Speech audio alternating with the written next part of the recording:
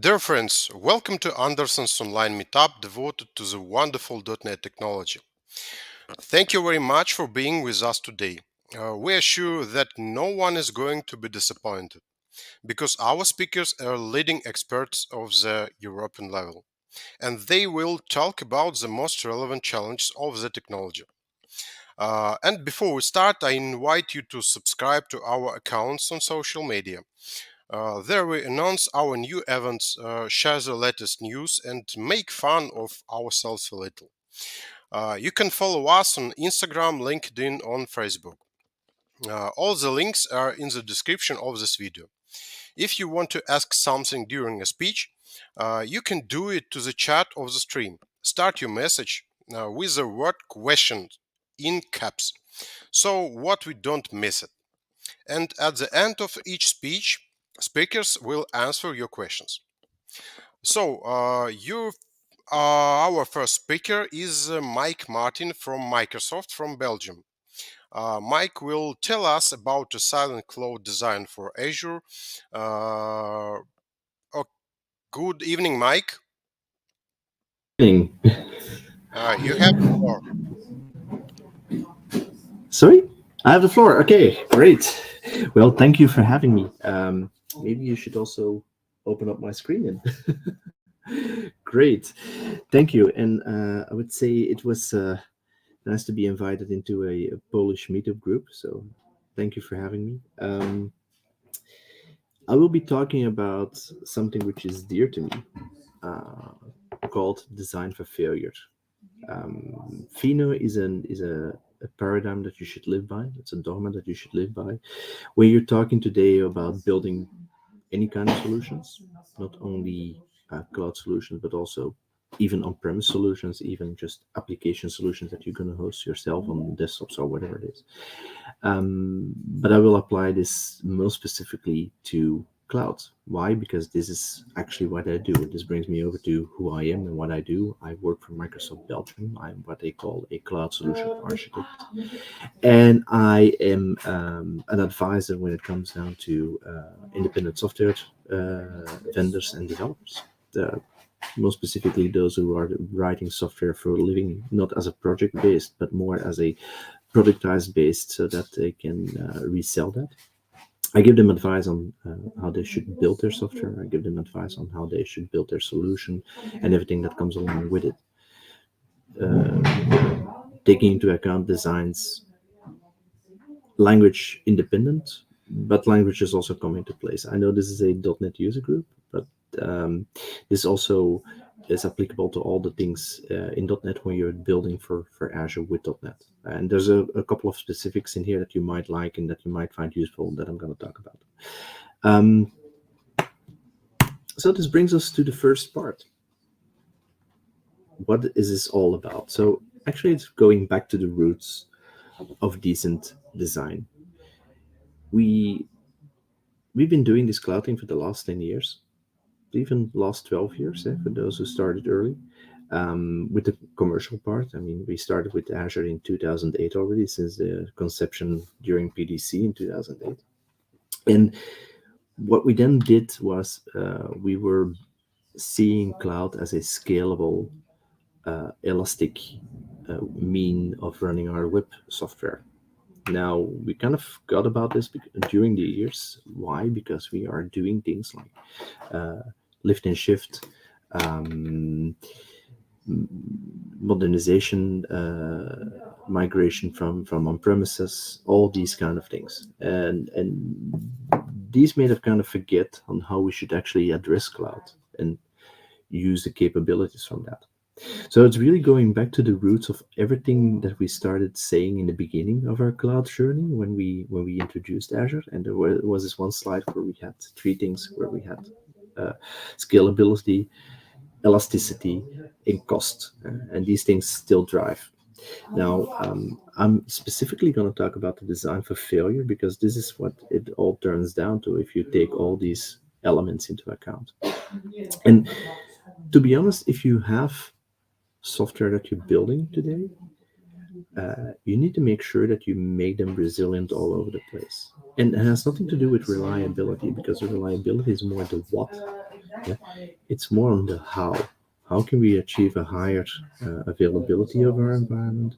How can we make sure that we uh, get up on our feet after the storm is gone, uh, after the crisis, and how can we cope with all these things from there out?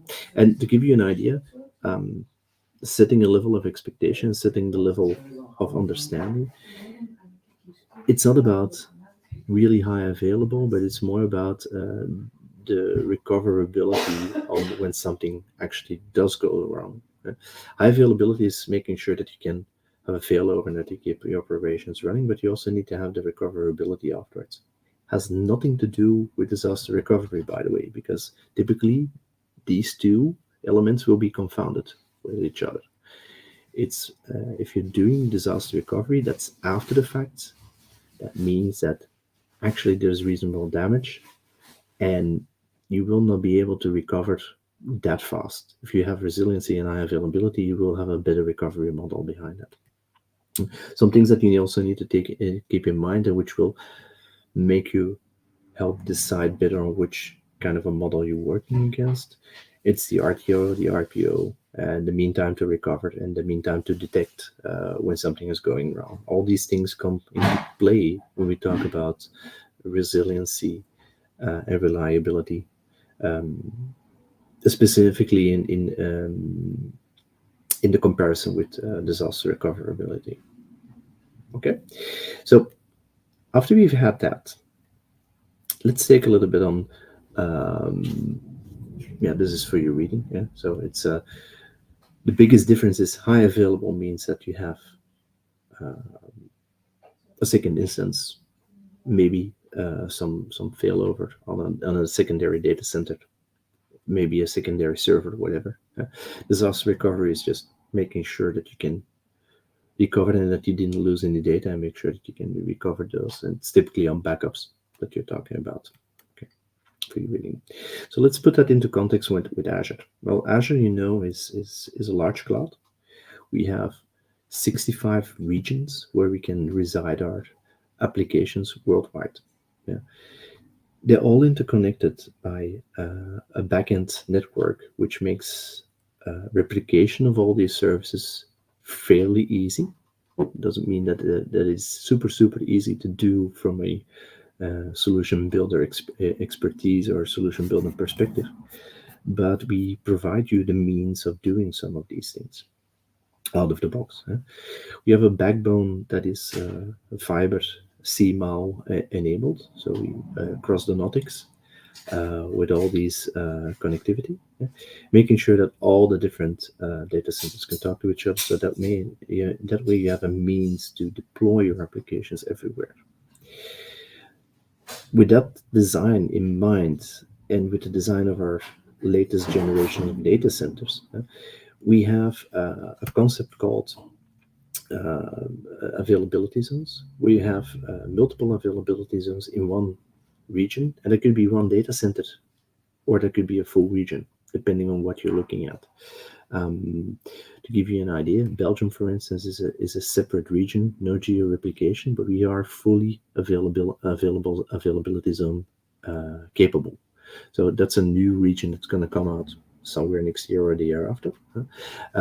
Where we have three availability zones, and each of these availability zones will have a separate means of replication of your software, but also a separate means of either segregated networking, segregated disks, segregated electricity, segregated cooling, and so on and so on, making sure that they all can fail independently without impacting the services that you're running to run your software. Yeah. So this is a little bit how this works. We then have also next to that a way of making all of these redundant to a single zone so that you can actually choose where you want to run it in one of these zones and that you can actually decide on whether you want to run it in one, two, a number of zones that are available in an environment. Typically, we go for three if we're going to go for full availability zone capability, but there's also parts where you can choose up onto a little bit more than those. And they always work in a sort of quorum way, so that way they can be replicating data. And this typically is interesting when we talk about services like data estate. Think about SQL Server, think about Cosmos DB, think about storage, but also think about things like Service Fabric, for instance. Think about things like App Service. They can be pushed inside of these workloads where you can then benefit from to make the resilient design. So this takes away the risk of a data center failing. Yeah? This is something that you don't want to keep into, that you don't want to worry about too much. You just need to be it handed over. Right? But in the past, when you were doing your own cloud hosting, you would have to figure that out yourself. We are doing this out of the box just by the flip of a switch or just by changing the availability zones that you can have inside of your environment solution.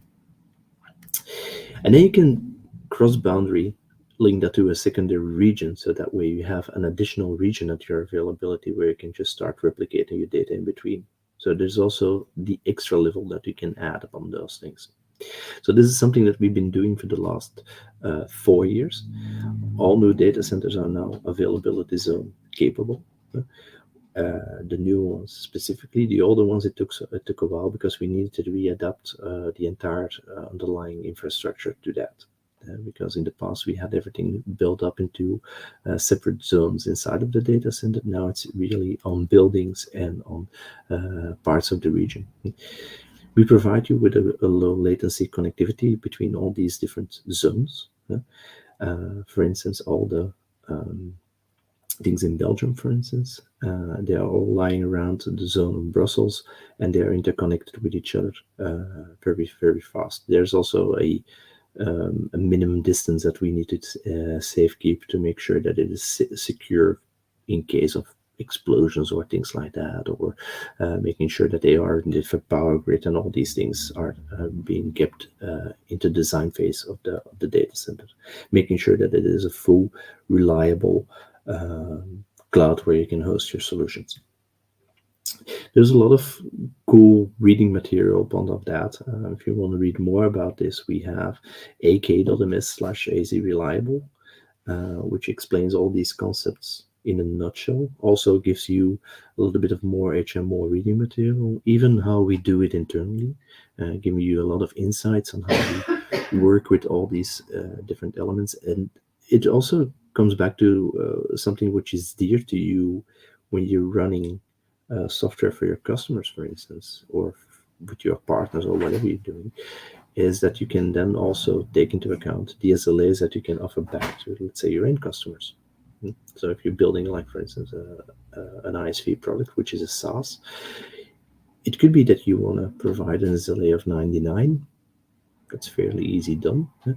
But it also could be that you want to offer an SLA of 99.99, right? So this is something that you need to take into account, that if that service doesn't support it or the zoning doesn't support it, well, it could be that you maybe need to reconsider your SLA towards your customers. We are doing it ourselves, as I mentioned, and we are advancing our reliability month by month. We had a couple of issues in the past. We learned from that. And that learning we put inside of models that we can use upon our telemetry.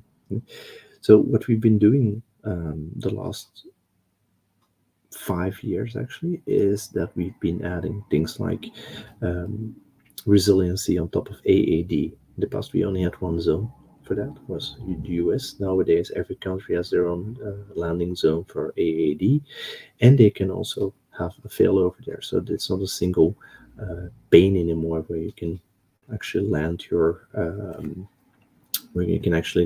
AAD reliability. Yeah, so you have those choices. But we do more. And with all the things that we're doing behind the scenes, with all the telemetry that we're getting from our data centers, and don't forget it's an operation that is running across the globe. We also monitor and manage it across the globe. So in the data centers itself, there's almost no people present.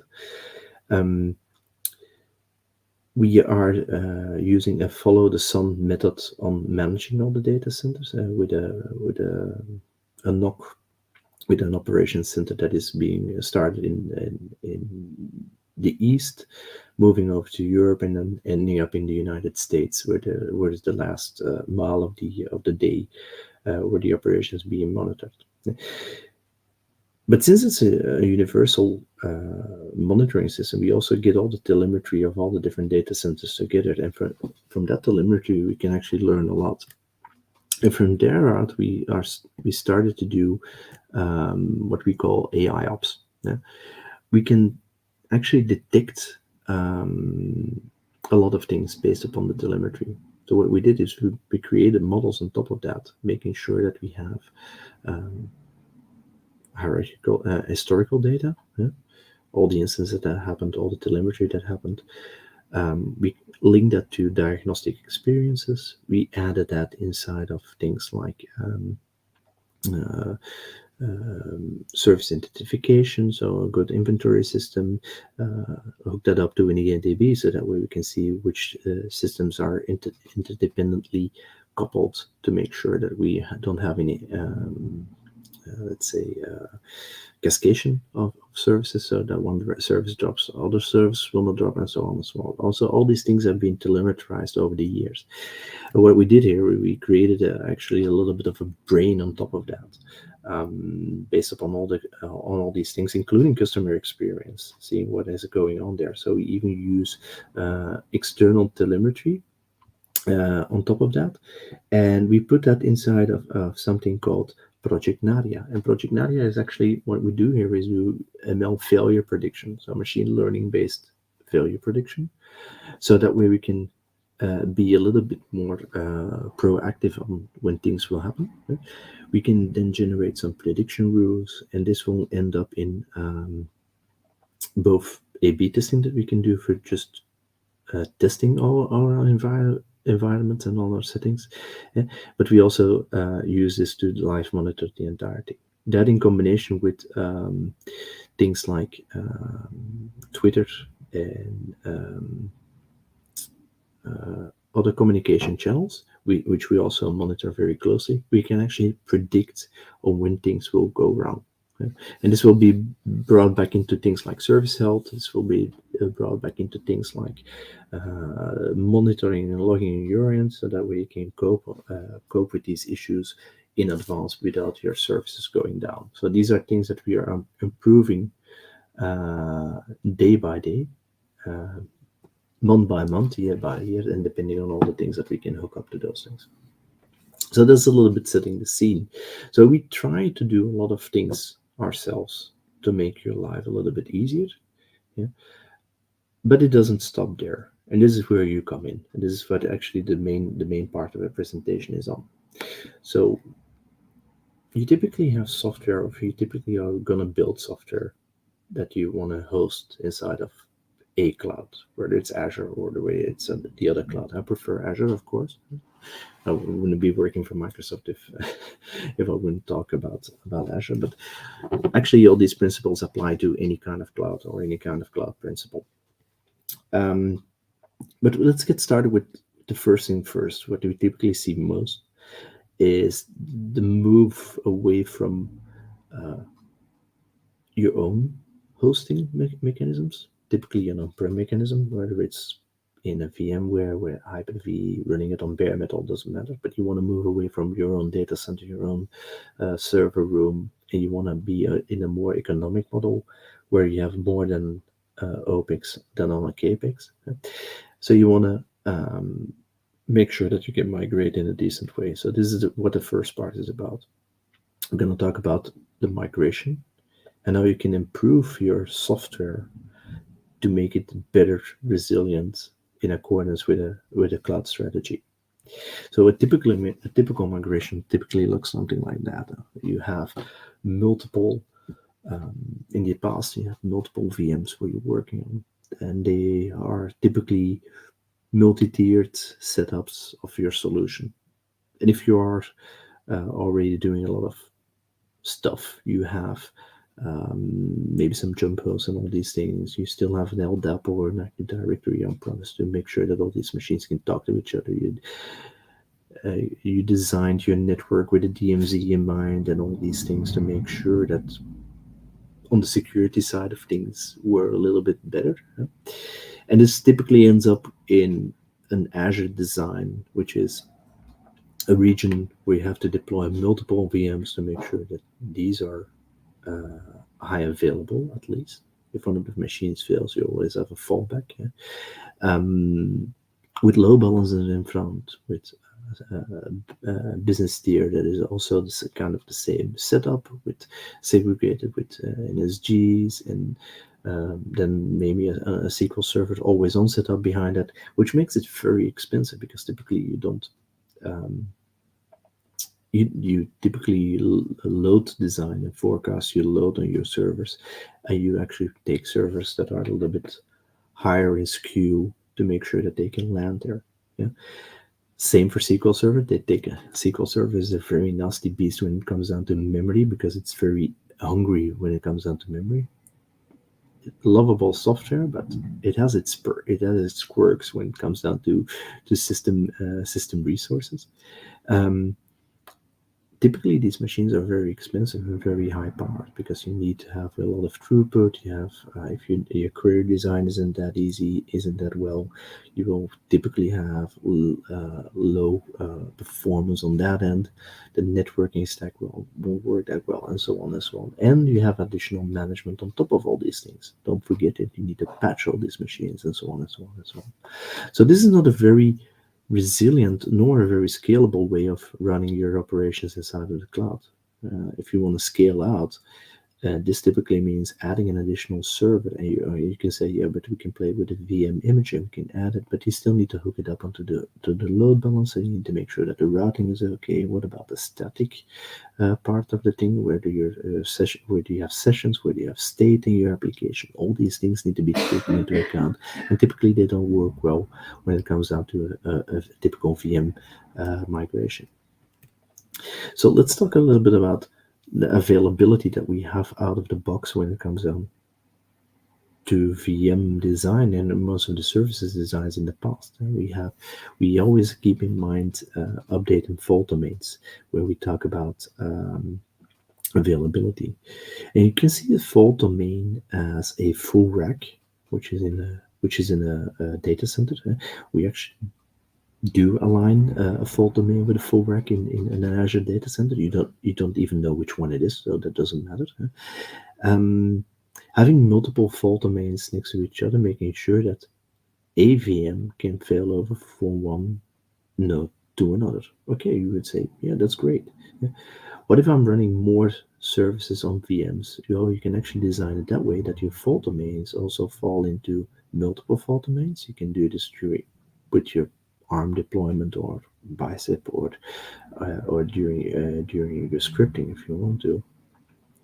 But you also need to make sure that none of your services also get updated at the same time. So let's say that you have three VMs. You will make sure that these three VMs in the front end don't get updated at the same time, just like your three VMs in the back end and your three VMs of your SQL Server won't get updated at the same time. Yeah? This is where update domains come in place, where you have um, your update domains being updated first before you update any other of the domains. If that fails, we move on to the next and we restore the first one. So that way you will always have at least one running node available. Yeah, so this is a little bit on one-on-one availability. So if you typically take a look here, we have availability sets that we used to have in the past. There was the old design of doing these things. So that's great. We could set that up and we can have this nice little setup with availability design of all the different servers, and we can build it out like that. But we can go one step further, and as you can see here, we can even move each of the servers into a different zone, making sure that they can talk in a more resilient way like that. Going up one step, adding an additional region, doing geo-replication, and so on and so on. So we have capabilities of doing a scalable failover way of designing for cloud when it comes down to VMs. But there's something wrong with this picture. And it's specifically on the elasticity and the resilience part. Why? Well, you could discuss this, right? I mean, we have VM scale sets which are auto scalable with which are customizable, and you can have VM extensions and all these things, and we can manage them all as a single flock instead of a single animal, yeah? And they are updatable and all these things. But the downside is that you still have to worry about all these VMs. You still have to worry about the VM image, the patching. Updating those will actually bring you into a more risky environment of having more work to be done, but also more risk of failure when it comes out, let's say, disk failure, when it comes out to image failure, a patch failure, and so on and so on and so on. Yeah. So we can improve this kind of a migration. Yeah.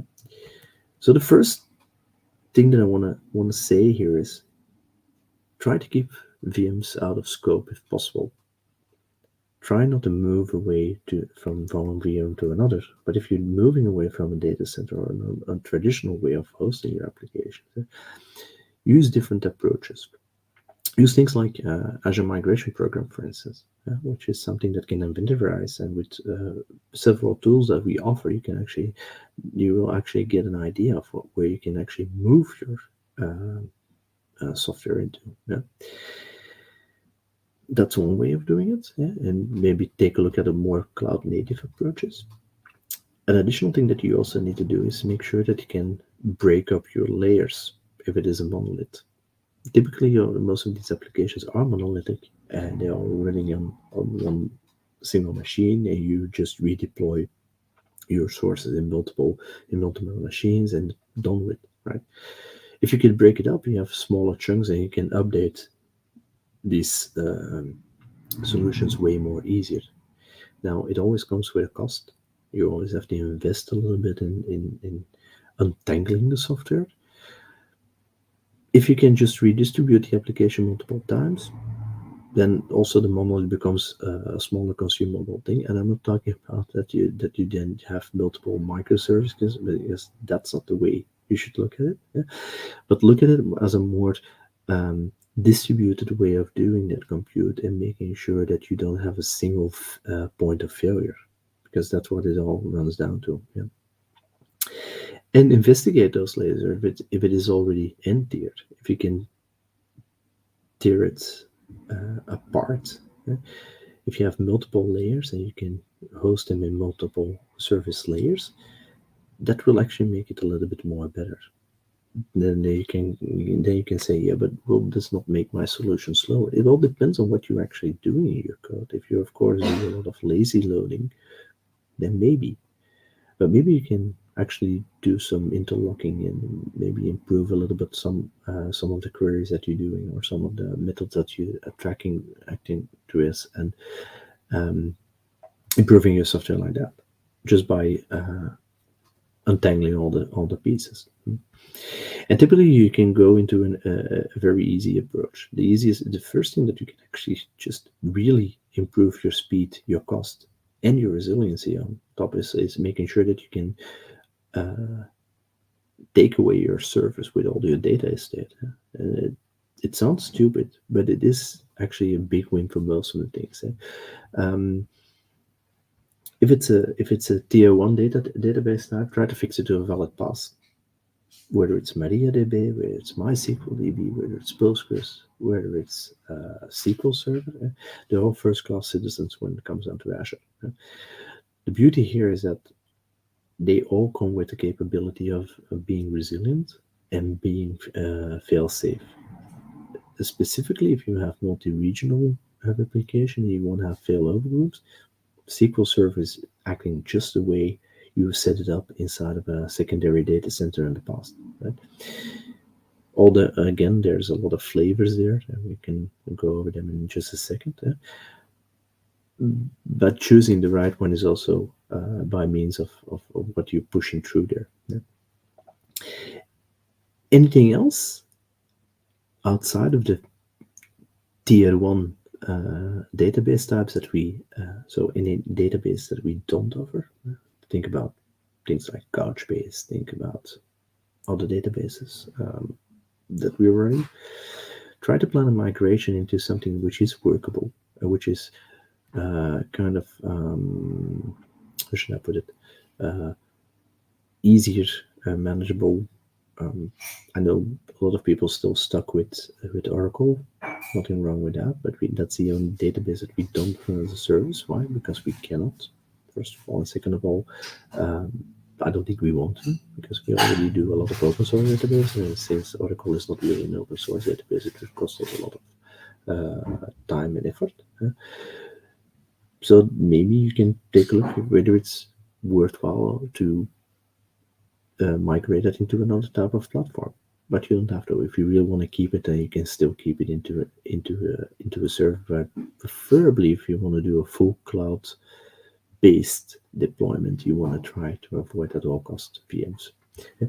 And there's a lot of data monetization capabilities of Azure. We have things like all the open source databases, like Postgres, MySQL, and Maria, as I already mentioned. The reason why we're offering Maria next to MySQL is because Maria is a true open source part, where MySQL is still licensed on the Oracle. So there's that.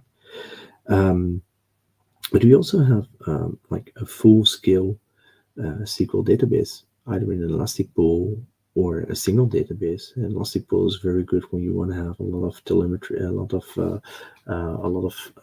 smaller database running under the same cost model, but making sure that when you need the performance, you can actually have that performance for a specific database. But you can even just push it out with on almost 100% fully compatible SQL server, which is totally managed by us, which we call an Azure SQL managed instance, allowing you to also do some of the agent work, allowing you also to have some CLR support, and it can be managed in the same way like your SQL server in the past on premise. So there's that.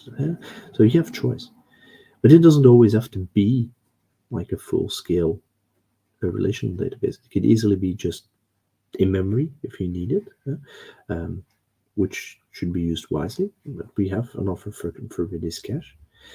And don't forget, it's not always relational or in memory database. Sometimes it's just NoSQL, like plain blobs. Azure Storage is a very good alternative most of the time when it comes down to storing just data and not knowing what to do with it afterwards. Then Azure Storage comes in multiple flavors, which you can then reuse and just open up a data lake on top of that, or even a data mesh, or integrate it with signups. If you want to have a little bit more of a document base on top of that, you can always go to Azure Cosmos DB, which is a single global available database, one of the first we had. And with the promise that there's a full replication on top of that. So these are some of the pathways that we can talk about. I'm just going to read this and leave this for your reading, but you know that there's a choice that you can have. Right. Then let's talk a little bit about that middleware part. And typically, all of that middleware is self-written. And if there's already anything out of the box available, use that. Don't start reinventing the wheel. Use a PaaS platform or even a SaaS. I would say, for instance, if you need some messaging infrastructure, you don't want to use our PaaS platform with Service Bus, use Confluent, for instance. Confluent can help you with Kafka solutions, just to give you an idea. If you're using an orchestrator, an expensive orchestrator on a server, maybe take a look at functions, event grid, or even logic apps. Logic apps will be over time replacing gradually, typically BizTalk installations and doing the orchestration there. So there's a big opportunity there. And even for ETL, we can just have ADF, Azure Data. Shit, I cannot think of the name. Where you can use Azure Data. Darn it, I forgot the name for it already. So you can just use ADF for that. So which is actually related to SQL Server integration services, which we used to do a lot in the past with SQL Server. Yeah? If it's really old-ish, please try to rewrite and keep the above mentioned in mind. Don't go back to the old ways of thinking and try to be reuse wherever possible. Yeah. Um, and if there's no other way, you can still use a VM to host that temporarily, but maybe also even take a look at batch computing or things like container computing if you need it. Like today we have ACA, which is a very capable thing of doing those things.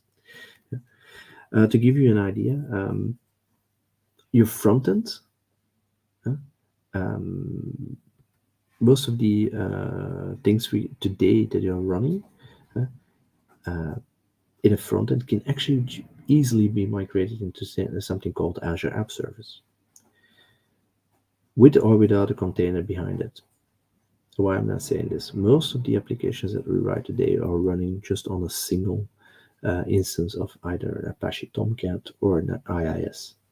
This is exactly what Azure App Service is. Now today we added a little bit of an ubiquitous and unified layer on top of it, which is Kestrel, but it still uses all the capabilities of the underlying IIS or Apache service that you can have.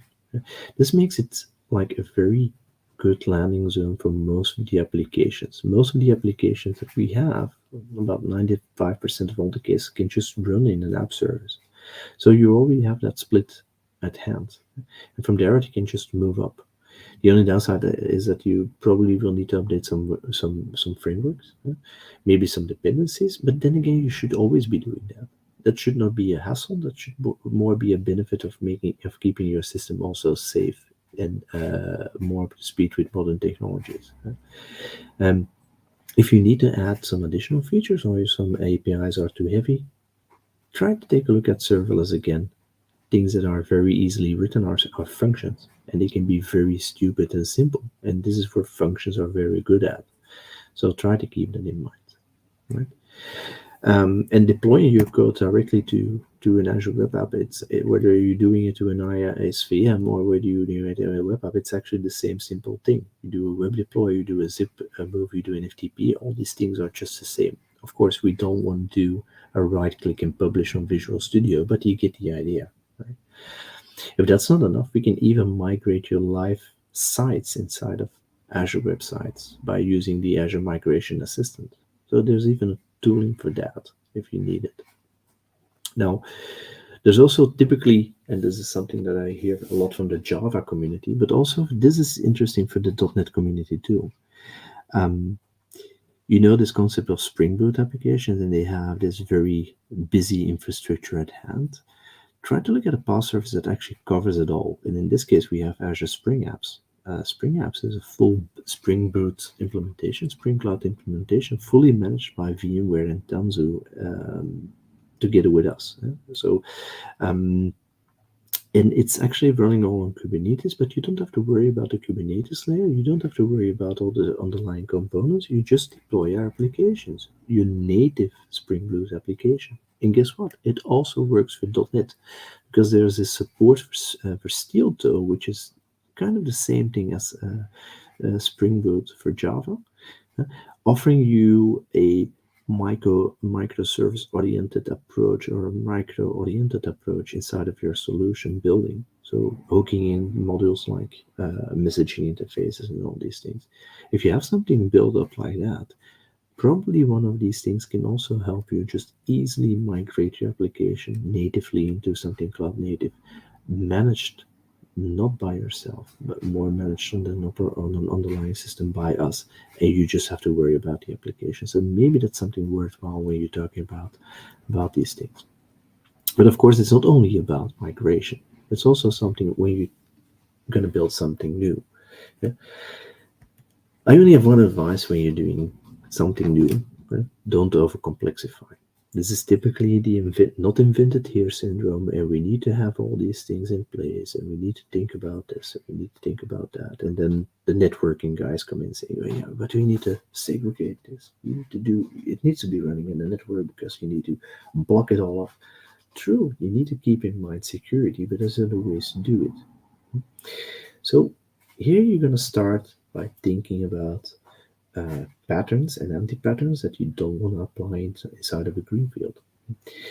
The typical thing that I first start off with most of my partners, because I'm speaking out of experience with all the things that I've been seeing the last couple of years with all my partners or my customers. I used to be a consultant before I joined Microsoft, and so some I've seen things that I cannot unsee, unfortunately. Uh, but you need to keep in mind some of the basic principles like well architected frameworks. And I know it's a buzzword, well architected framework, but we all have them. Whether it's us, whether it's the bookstore, whether it's the search giant, we all have a well architected framework applied to our own cloud. We have 5 pillars. AWS also has 5 pillars. GCP does it in 4. But actually, they take 2 pillars together, which is fine. I mean, all is fine. Um, but this is all about the design patterns and seeing the requirements and the technicalities that certain services can have, and all these things plug into each other. And this is what it basically comes down to. You need to understand what all these services can do, make sure that you have a good book of material, and then start designing your greenfield application. Talking to the people that actually felt the pain of deploying or building these services, and maybe take also a look at some of the best practice on top of this. Look at specifically where failure can lie, right? You don't want to design a system that has, limitations. So also know where all the limitations lie and use them at your best effort. So think before you acting. So the pitfall is you typically will start off going into that monolithic thinking again. Yeah? Um, my solution here is layers, yeah? But don't think you know everything and forget what you know. That's the most important lesson that you need to take here. Think before you act and don't try to fall into the old habits. Old habits die hard. We all know that. But don't do a design like you used to design. Typically, we started off like, yeah, we need this kind of a service, we need to segregate from that kind of service. No, don't think about that. Think about what you actually need and see how it can fit into a bigger puzzle. And make sure that you can have disconnected, loosely coupled machinery. We've been talking about this concept for a long time. Yeah? Um, whether it was RPC, whether it was SOA, whether it was enterprise service bus capabilities. We always talked about those things, but now really is the time to start implementing those. Typically, you want to make sure that if one service fails, you don't have any cascade to your other services. So this is what basically happens. So what we need to do is we need to start implementing things like retries, fail-safe policies and retry policies, but also circuit breakers. So that way, if one system fails, the other system can continue. And you can only do this when you're talking about and implementing things like a circuit breaker thing.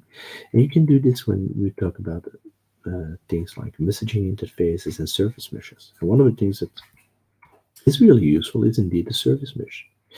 And why is this so important? Well, there's the observability and the scalability internally of the service itself, making sure that all your components are distributed and that they can all easily scale and fail independently.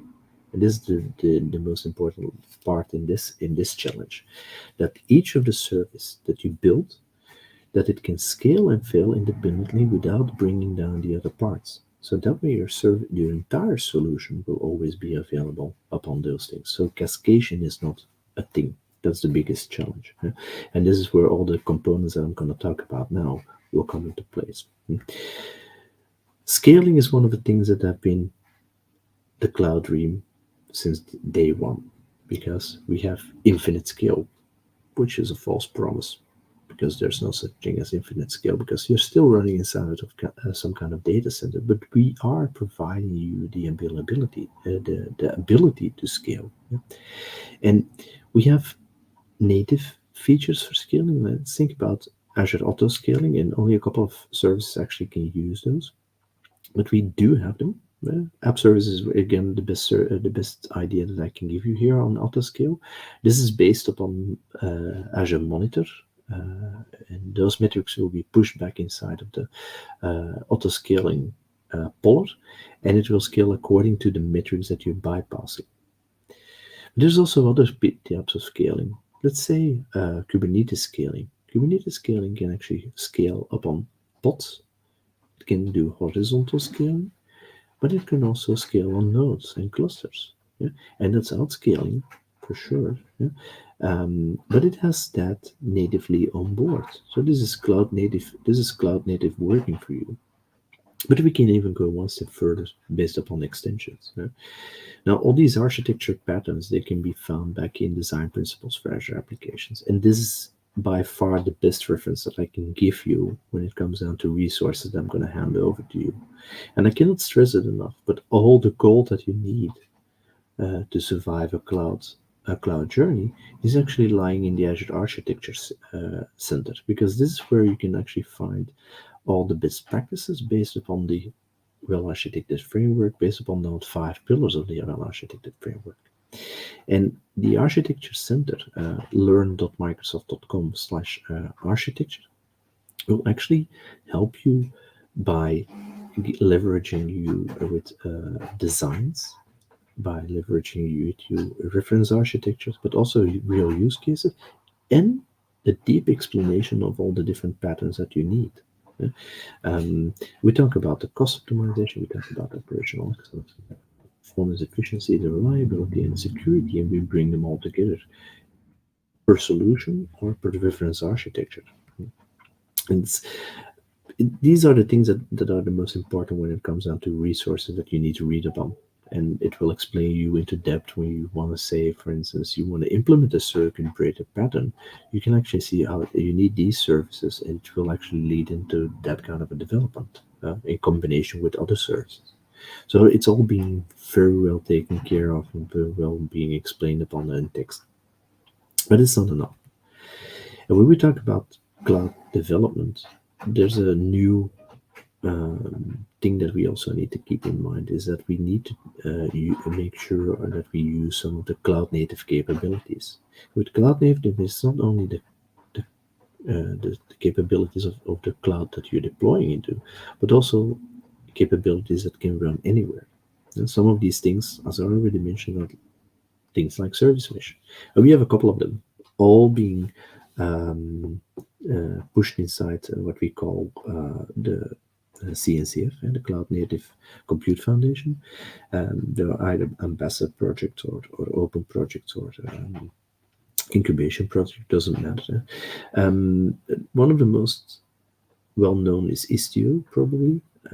This is part of the Google environment. It was created by Google. Today, it's also part of the CNCF, and they all have something in common, which is the service mesh interface. Now, we also built our own. It's an incubation project, and it's called Open Service Mesh. And Open Service Mesh is actually giving you the same capabilities as anything else, but you can contribute to it yourself. Where Istio is a little bit more closed, this Open Service Mesh is fully open source, and you can use it. And we actually use it back in most of our services today that we use to build cloud native services. We have this on board in Azure Kubernetes Service. We have this on board in ACA. We have this on board in Azure Arc enabled Kubernetes Service. So that way you can start building an observable pattern on top of your applications, seeing how the communication lies and runs between them, between all the services that you're running, whether it's microservice oriented or not, whether it's actor based or not. It doesn't matter, but a service mesh can actually help you create secure communication, create observability, and create better monitoring on top of these things. It's not only about that observability, but it's also making it simpler for you to build. And with that, we also have a couple of new things that we also added into that list, which is Dapper and Open Application Model. Dapper is actually using Open Application Model to have a platform agnostic application model. So it doesn't matter where you run your code. And Dapper allows you to easily build a scalable application in any kind of distributed form by using sidecar mechanism. So you can easily inject new patterns inside of your application without disrupting the rest of your application or the rest of your service layers. Just by adding a new Dapper sidecar, you can easily implement this. And these are all have elements that in the .NET world can be used by using the Dapper SDK and the Dapper tooling, and you can inject that together with your .NET code. But whether it's done in .NET or a combination of .NET, Java, Go, Rust, whatever you have, it can be used upon all these different languages. It's just a model that you apply on top of that. Even Dapper is now being uh, shipped together with most of our core services, which are being considered as cloud native. We have this natively enabled into Azure Container Applications, which allows you to focus only on the application and no longer on the Kubernetes underlying infrastructure, because typically Kubernetes is an infrastructure product and not really a application product. Back to that scaling part, we also gave back to the world KIDA. And KIDA allows you to scale based upon any kind of metric outside of the typical metrics like CPU and memory, because that will not cope with the scaling or your resiliency. Why is that? Because typically, if you scale based upon the CPU, you will have peaks in your CPU, but it will not be sufficient. So once you scale up, you always have to scale down again to make sure that you have enough availability of resources and all these things. So KIDA allows you to scale based on external, extensible, pluggable scalars. And it can be anything, whether it's service bus message queues, whether it's Kafka, Rabbit, but it can also be something like the number of files. It could be something like the number of application insights events and Azure Monitor events that you want to scale on. It's all these things that can be triggered, and this allows you to scale in and out of your the number of containers and the number of pods that you need. This allows you to be a little bit more cost efficient, a little bit more energy efficient, and a little bit more resource efficient with your Kubernetes environment.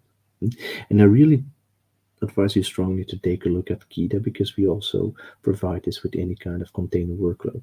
Yeah, in Azure natively.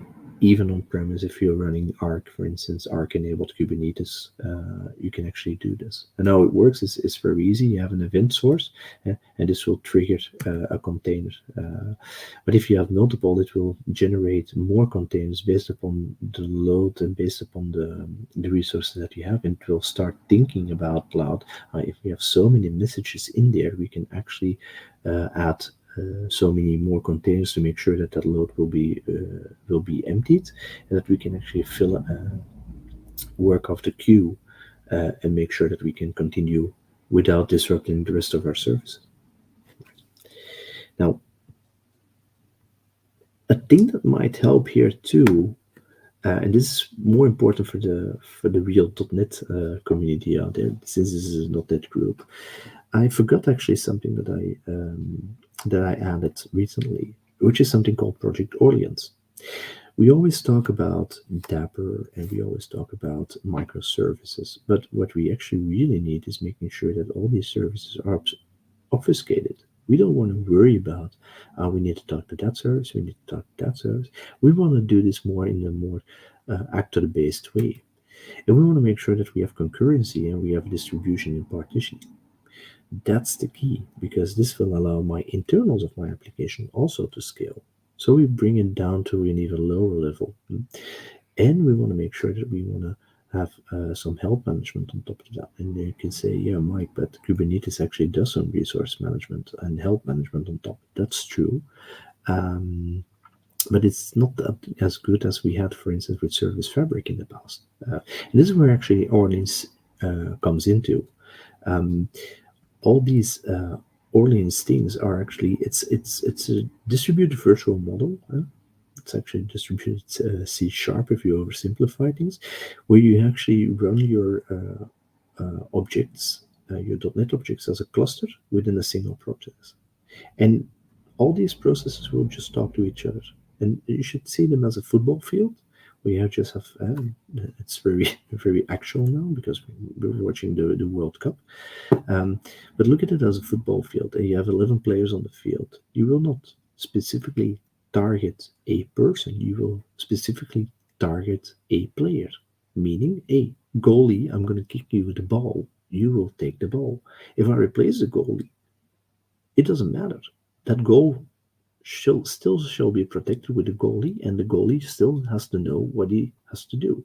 So all of these objects will know their own place inside of the opportunity.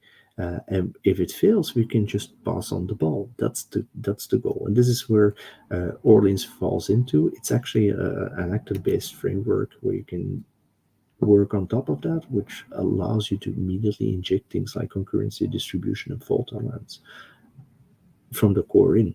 Yeah.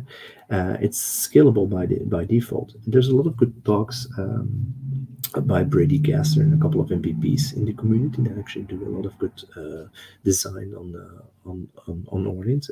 And Brady Gasser is actually the program manager of these things. So if you want to know more about it, look it up and look how it works.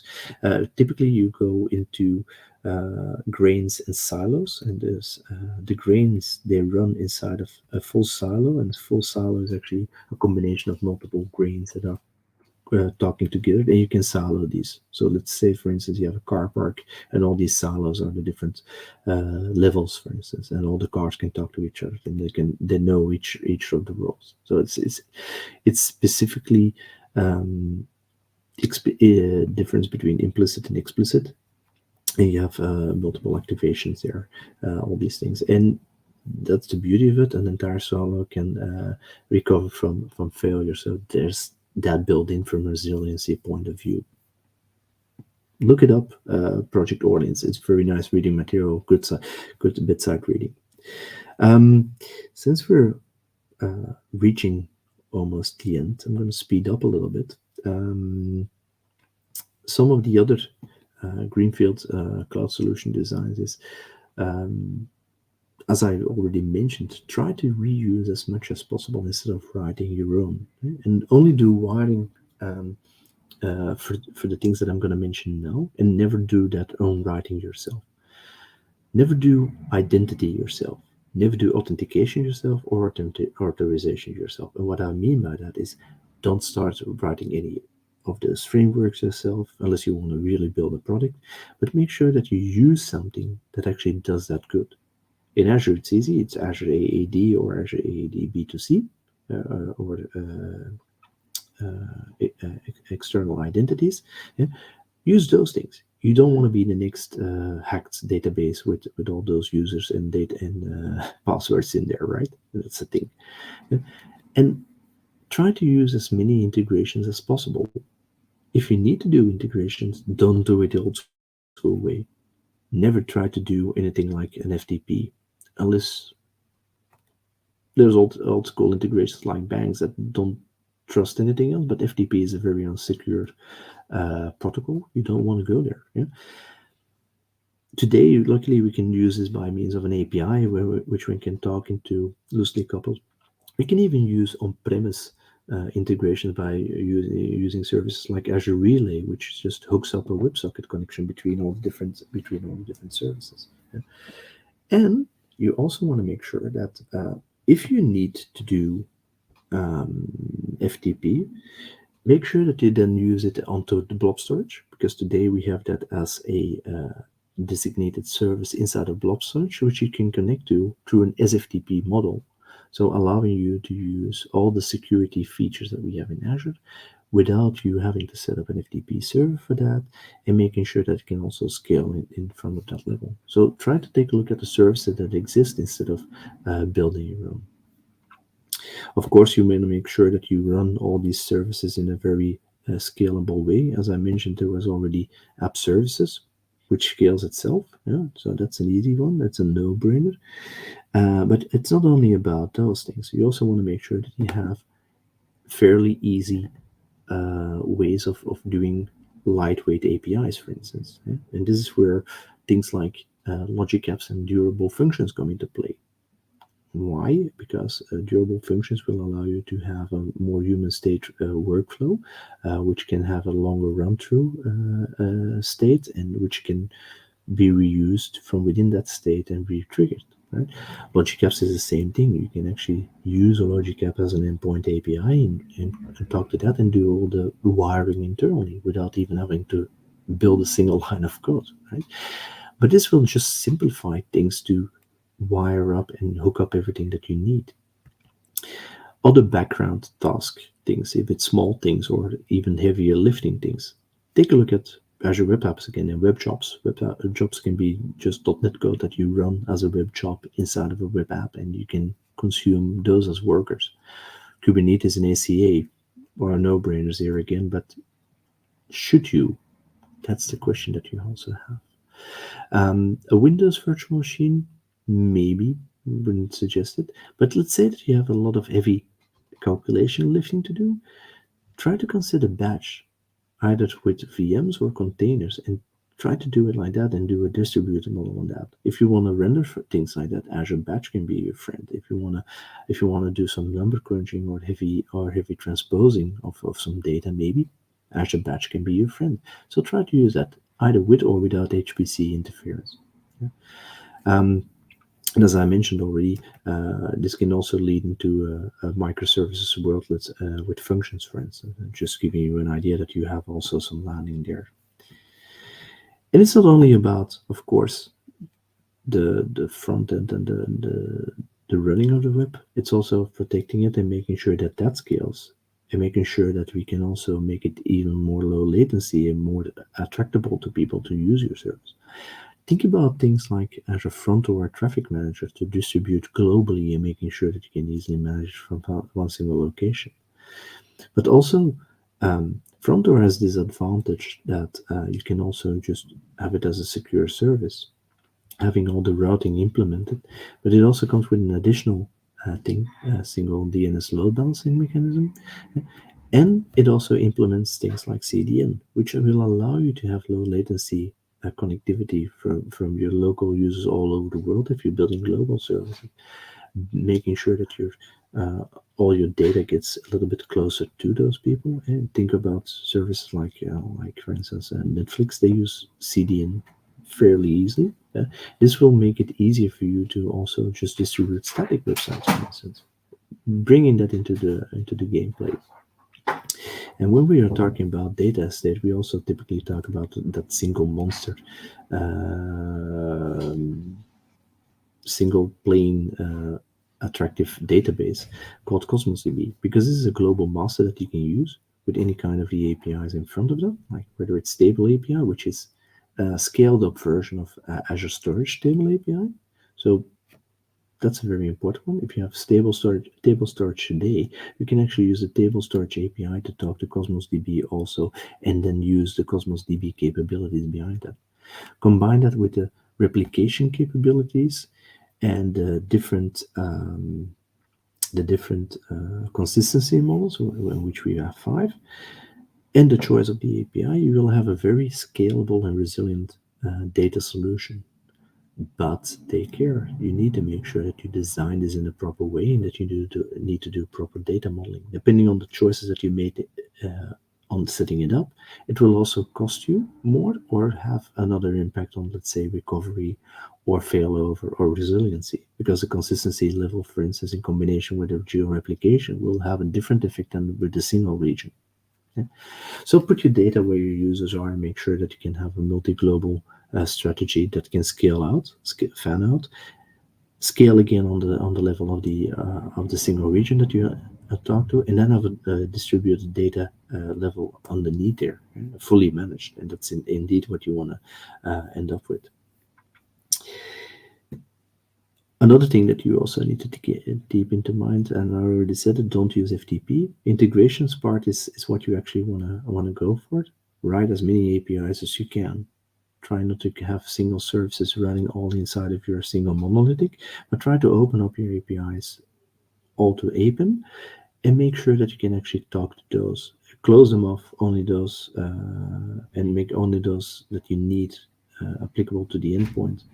Apply them to the endpoint and nothing else. And everything else can just talk internally to each other by means of, let's say, a service mesh, by means of a dapper, and so on and so on and so on. In service integration services, there's a lot of choice. One of the things that I want to highlight here, there's a couple of them here.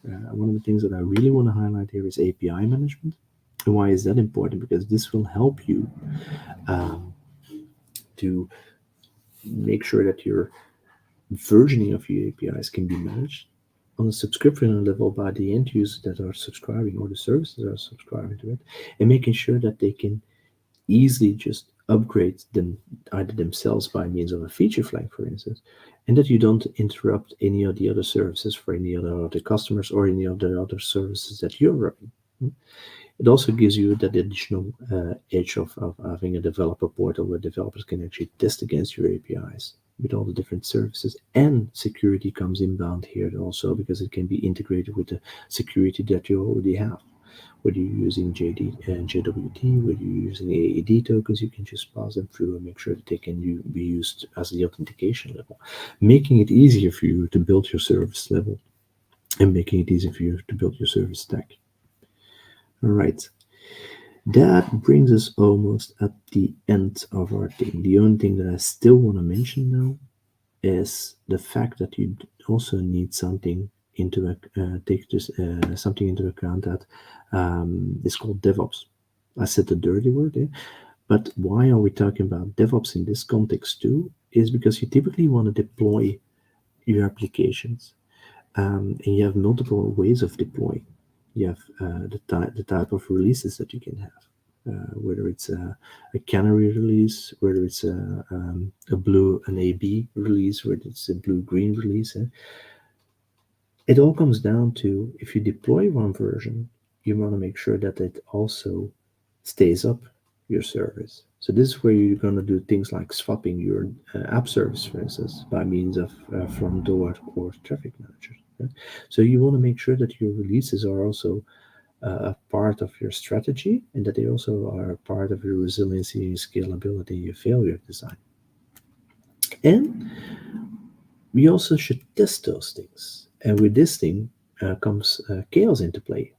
And chaos engineering is nothing new. We've been doing this for quite some time, but now it actually comes more into the play of the end user or the developer because we can now test what actually will happen when we have a failure and how our system will react.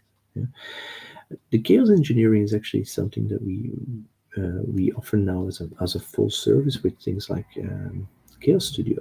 And Chaos Studio allows you to inject um, a chaos resource provider inside of your Azure environment, and making sure that those either agent or agentless um, chaos agents will be triggering a fault, whether it's a timeout, whether it's a DNS failure, whether it's a service failover, and checking how your service will react to that. And take a look at that cascadation, taking a look at the resiliency of that service. Will my service reconnect to my backend database? Will my storage be writing back when I fail over again? Will that data be there available? And so on and so on. And this will help you into build better software in the end and making sure that you have a great design um, upon your solution. Yeah. So this also comes with your DevOps approach. Yeah. Seeing that I'm at the end, there's some tools. First of all, test everything that you're deploying with PS rule. This is just a test capability that you have on top. But there's things that can make it easier to design your solutions and to build your solutions from the ground up. If you're doing Greenfield, we have something called Azure Mission Critical, which used to be called Azure Always On, which is a pack based upon the CAF, so the Cloud Adoption Framework, which allows you to have a mission critical infrastructure at hand, which can also scale and be resilient together with the solutions that you need into multiple regions and so on and so on. This is something that you can just fairly deploy easily from within the GitHub repository, have all these things at hand, and all the best practices already implemented on top of that level. So we don't just talk about it, we also implemented these things at customers, but we also use these this kind of a framework ourselves when we are designing new services ourselves, keeping in mind also the data center design and so on and so on and so on. So this will make it easy for you to design a 99.999 service availability for your full service, bringing you a consistent customer experience with management groups on top. So all the best practices of CAF and WAF are implemented here, but they're designed from the beginning up with resiliency in mind and with scalability in mind. So bring you all these cloud native design and always secure principles back to you. You can find this at aka.ms/always on, and this will give you a Git repository where you can start and read upon all these things. I gave you a lot of information. I gave you a lot of that was too soon. I gave you a lot of technology choices. I gave you also a lot of references and a lot of things that I talked to you about. Now it's up to you to start thinking, how can we reuse that when we start building new, when we are moving away, or start implementing new parts? Because it's not only on migration, it's also when you're building new parts into this, you're keeping these things into account. I've added some additional summary and reading links for your entertainment. Let's call it like that. And with that, I'm at the end of the hour. I hope you found it interesting. I hope it was not a waste of your time, but you actually learned something, that you can use some of these features and some of these things yourself. And if there's any questions, I would be happy to hear them.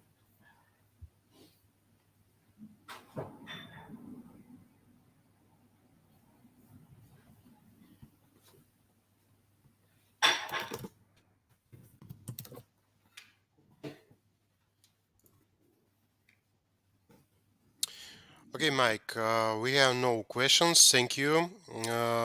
Mike, thank you for your excellent speech. Thank you. Our viewers find it interesting too. If you like Mike's topic, please click the like button under this video or write a comment. Let me repeat for those who just joined that we are now having a .NET meetup by Andersen. Okay, Mike, thank you. You're welcome, and Goodbye. Thanks again for having me. All right, bye bye. It's time for the second speech. Poland is on the line. I'd like to welcome our next guest, Jakub Nabrdalik from Bottega IT Minds. If you want to ask questions to our speaker, please write in the chat, starting with the word question. Jakub, hello. Hello. You have the floor. Yep. Thank you. Let me turn on the presentation. And just as I started this talk, my cat started to behave ugly. So sorry for the noise, if there is any. All right. So we're ready, right? Okie dokie. So here's the thing. I help companies move from monolithic applications to microservices in the cloud, usually. And I see the same type of mistakes that they do over and over again. So that's very common. And I would like to tell you about a few of those that you may notice because they are so popular. So basically, I have 19 years of experience in building and designing systems and keeping them up to date on production, including 7 years building microservices.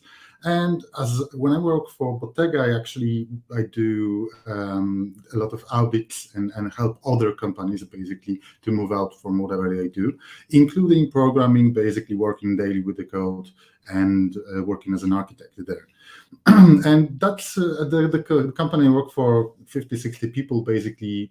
We all do the same things, except for teaching people, we help other companies. So these are just typical consultants, let's say, except that we tend to work for a long time with our clients. So for example, like 4 years. And this is a story about such a client and other clients that did wrong and one that did right. So basically the kind of mistakes you can make based on my own experience, right? So here's the thing. When I'm hired to actually help a company, I go there and I ask them, okay, if you want to move to the cloud, or if you need some help with architecture, show me your architecture diagrams, right? That's a pretty simple thing to do. And basically that's necessary to be able to talk about architecture. And then the interesting thing is, what they do is they give me the usual suspects. So basically exactly the same diagram everybody has. They give me the Kubernetes clusters, Istio, big as data lake, all this kind of stuff that they are provided by the cloud provider, and plus a few other applications of the shelf systems, things like SAP, Salesforce, all this kind of things, right? Then they got the front ends and the mobile apps, and they got some databases, and that's all cool. But my question is, all right, but that's just infrastructure or the services that you already had there. What about the microservices that you have, or Lambdas, or whatever else you have, right? What kind of a system you guys are building? Because this diagram is exactly the same for every company. Like, there are just a limited number of ways you can do it to get it right? And the problem is, there is just one single icon somewhere out there saying, yeah, in the bottom right corner, these are our microservices. Okay, I would like to look at them. Where is the diagram of those microservices? And there usually is none.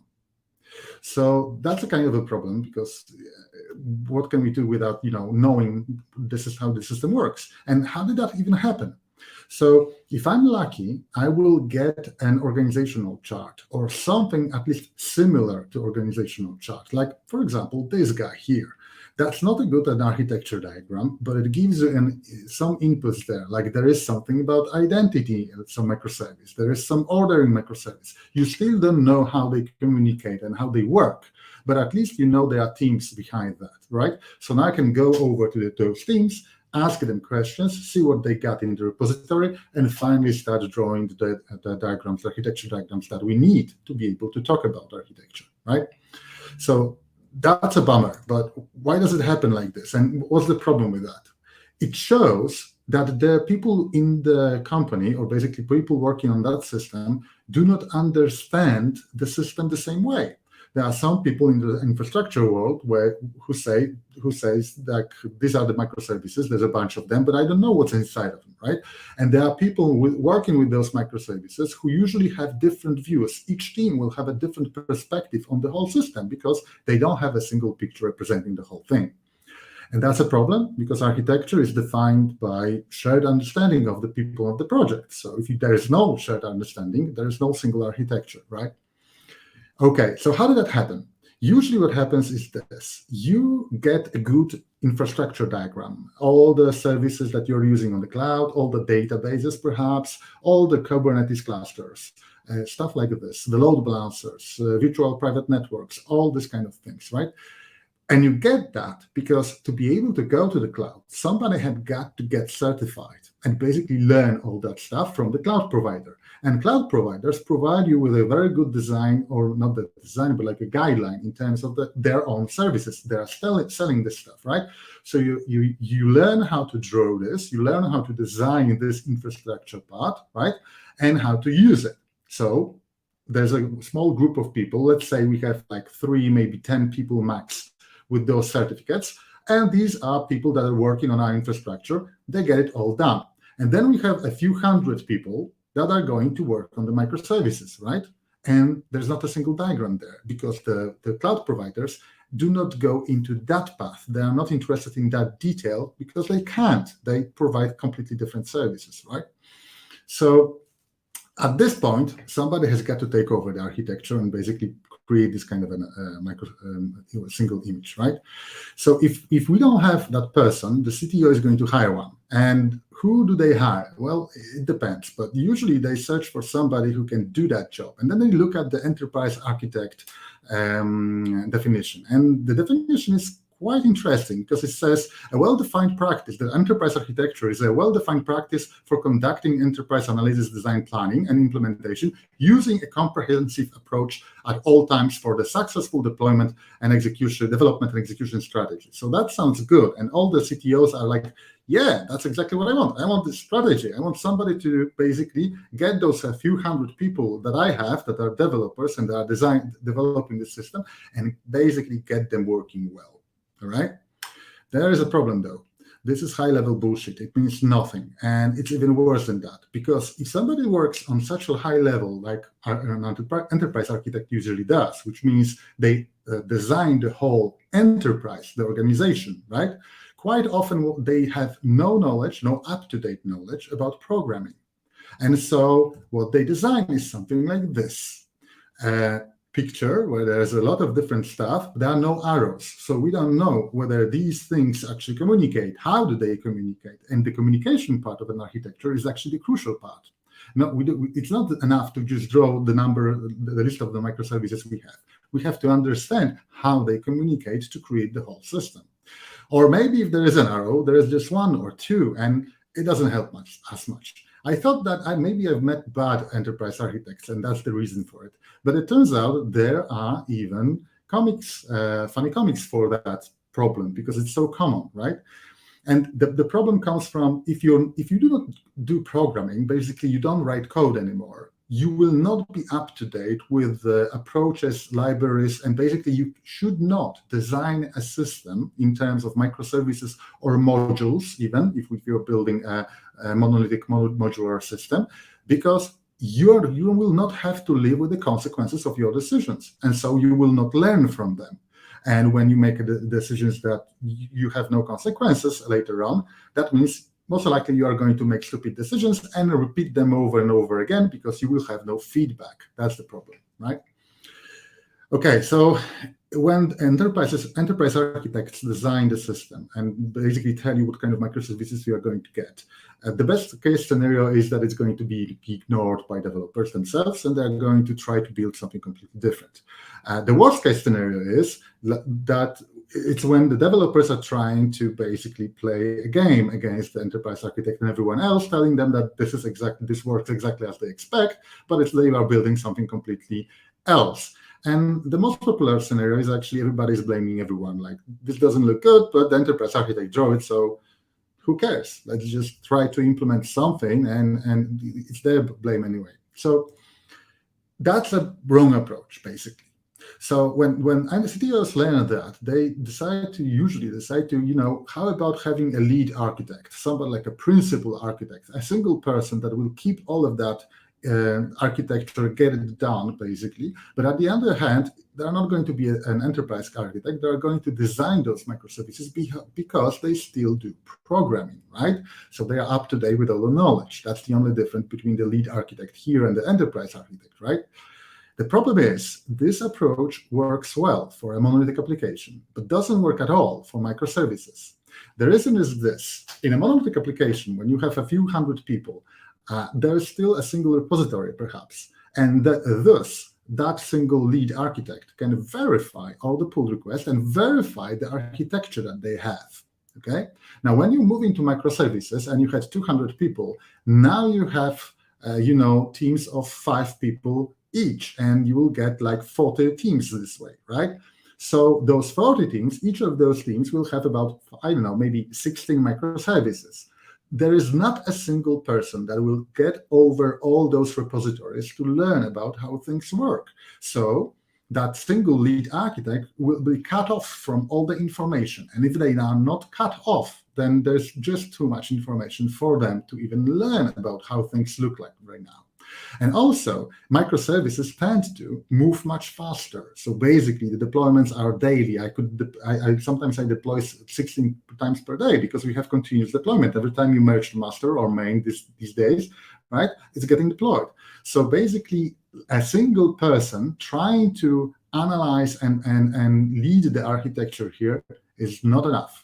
Every single team in terms of microservices has got to make their own decisions because the definition of microservices is that these are independently deployable, and also that the teams in microservices have autonomy.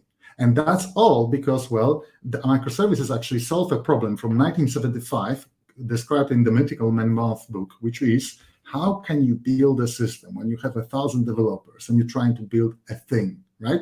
And what we've learned back from those days is having all these people synchronize in any way, like with the deployment or talking about anything, that's a very inefficient way to using their power, and basically it's a very inefficient way to building any kind of a system. So microservices solve that problem, but by not having any kind of a synchronization at all. But then that means the lead architect will be completely lost. And so usually what happens, the companies cannot have a single person in the lead architect role and be done with it. So what are other approaches? There is another one, which is called architectural guild, which means that we are now trying, while every single team can have their own decisions and basically has the autonomy to do whatever they want, we will create kind of a team between all those teams. That's the architectural guild, where all the people that are that want to talk about architecture will be able to communicate and will keep the important decisions together, right? We'll make them together. So at one of the companies that I've helped for like 4 years, the managers actually decided, yeah, you know what, guys, we want to have this architecture guild. So why not build this, right?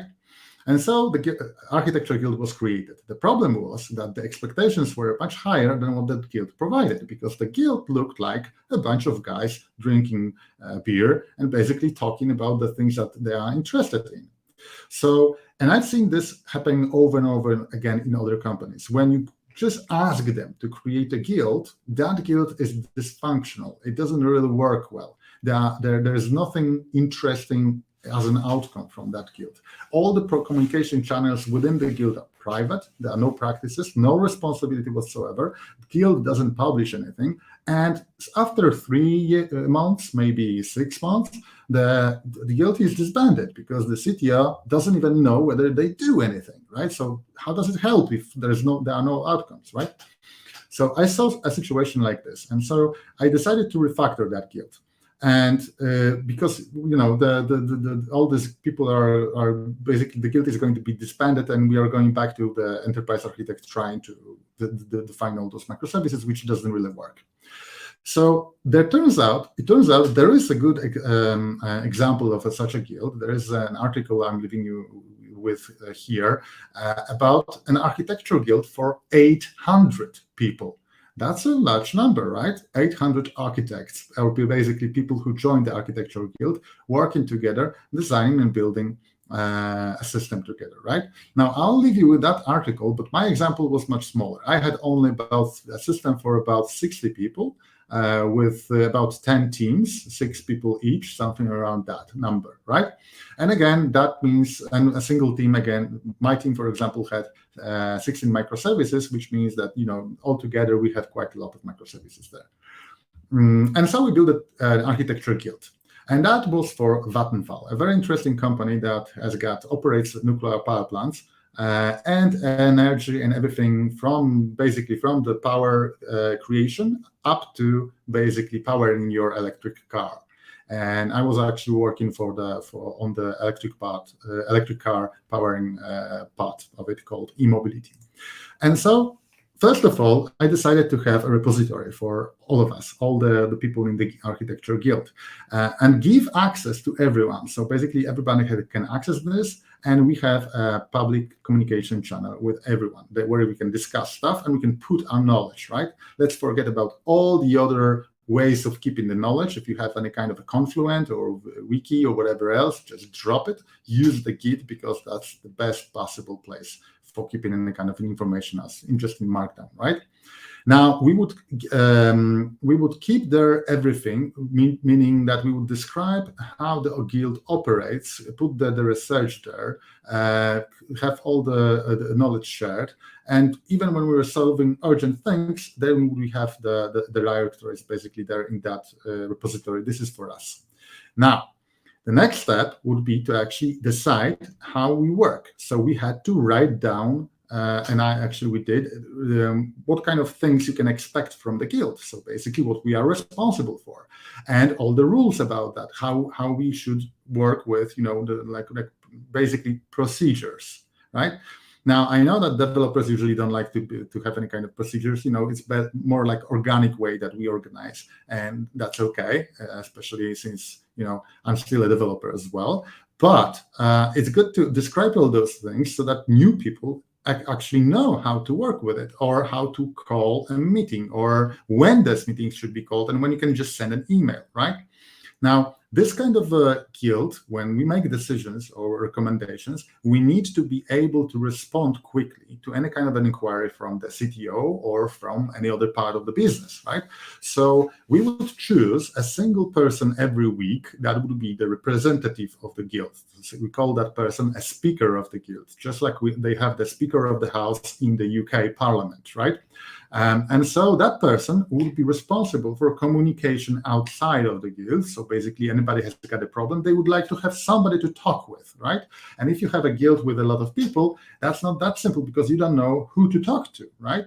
So having that person, Speaker of the Guild, designated Speaker of the Guild every single week, means that you know exactly who to talk to, right?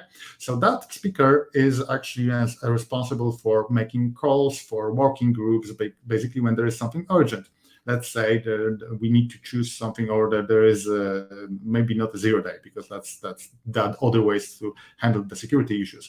But let's say that we are using GCP, and GCP increases prices, for example, or sends email about increasing prices next year. Now we have something that we have to handle, because the cost of the infrastructure is going to increase, right? So we have to be fast with this, so that if we need to change something, we do it now, because those things take time.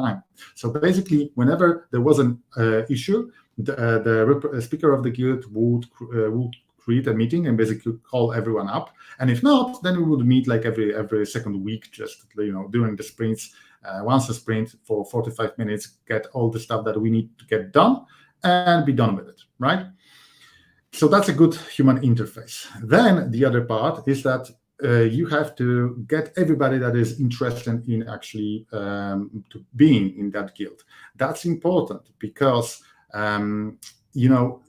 people sometimes think that only the experienced people should be in the guild, like the really experienced enterprise architects, solution architects, software architects, then maybe the senior developers. That's not true.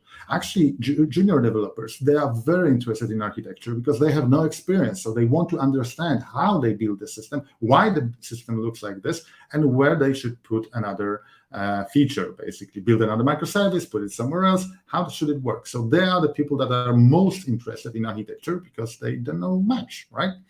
And so accept everyone by default. This is how we will share the knowledge, by providing this kind of insight into how the architecture works, and by basically designing the system, drawing those diagrams, right? Now, the last thing is that you have to be efficient, which means how do we actually work? And so when we would gather issues, for during the sprint, and every single person is in their own team working with, features and implementing whatever is necessary. But then once every sprint, we would meet together as an architecture guild, and basically look over our backlog of things that we have to make decisions or recommendations, so basically research, and we would create work groups, small groups of maybe 4 people that have to answer a question and do the research. Now, why those groups should be small? Because, if you want to do anything, the bigger the group, the harder it is to get anything done, right? And on the other hand, if this is only for you and you're the only person responsible for doing all the research and making a proof of concept, then the problem is what happens if you get sick, for example, right? So we need a team. So that would be 4 people and something like that. That team would do the research, provide proof of concepts, and then provide a guidance, a document saying something like a request for comments. So basically a document, this is just a markdown document. When they send a link to that document to everyone in the company, to the whole IT department, let's say, and they would say, you know what, we have analyzed this, and it seems that this is the best choice we can make because of those reasons, right? Let's say you want to choose a database, right? What kind of databases are we going to use? Or a message bus, which message bus will be the best for our system, right? Or maybe the one we use currently is not very good, so which one should we replace this with? That's a research we have to do, proof of concepts, and then publish this. And we publish this and wait for at least a week, because other people from other parts of the company may have another perspective on that matter, and may actually provide us with a lot of insight, saying things that we wouldn't take into account, right? So this RFC allows everyone to actually understand what's going on. And if you have people, and you will have people in the organization that actually have some strange knowledge that is very crucial to that decision or to that recommendation, they will provide you with that, because they have 1 week to actually learn and read that document, right? So then when the consensus is achieved, when we have issues and then we respond to those issues, fix all the things, and we have RFC where everybody agrees that, yeah, that makes sense. Maybe I don't like the decision or recommendation, but it makes sense. Then we would publish this as in a type of file called architecture decision record. So if you want to, there are already, if you want to use something like that, there are already templates for this. So RFC, for example, I'm showing you the template for RFC that we were using, and the architecture decision records, which means the RFC that got approved, and then we are moving this to the architecture decision record template as well. Now, it's important to have this kind of template, because other than that, if we don't have like points here, negative consequences, right? People usually do not think in terms of negative consequences of their preferred solution. And sometimes you will see people making the decisions based on what's most popular or what we like the most, instead of actually focusing on, what does it deliver and where are the benefits of it, right? So those templates help us to basically be able to verify our own biases. That's very important.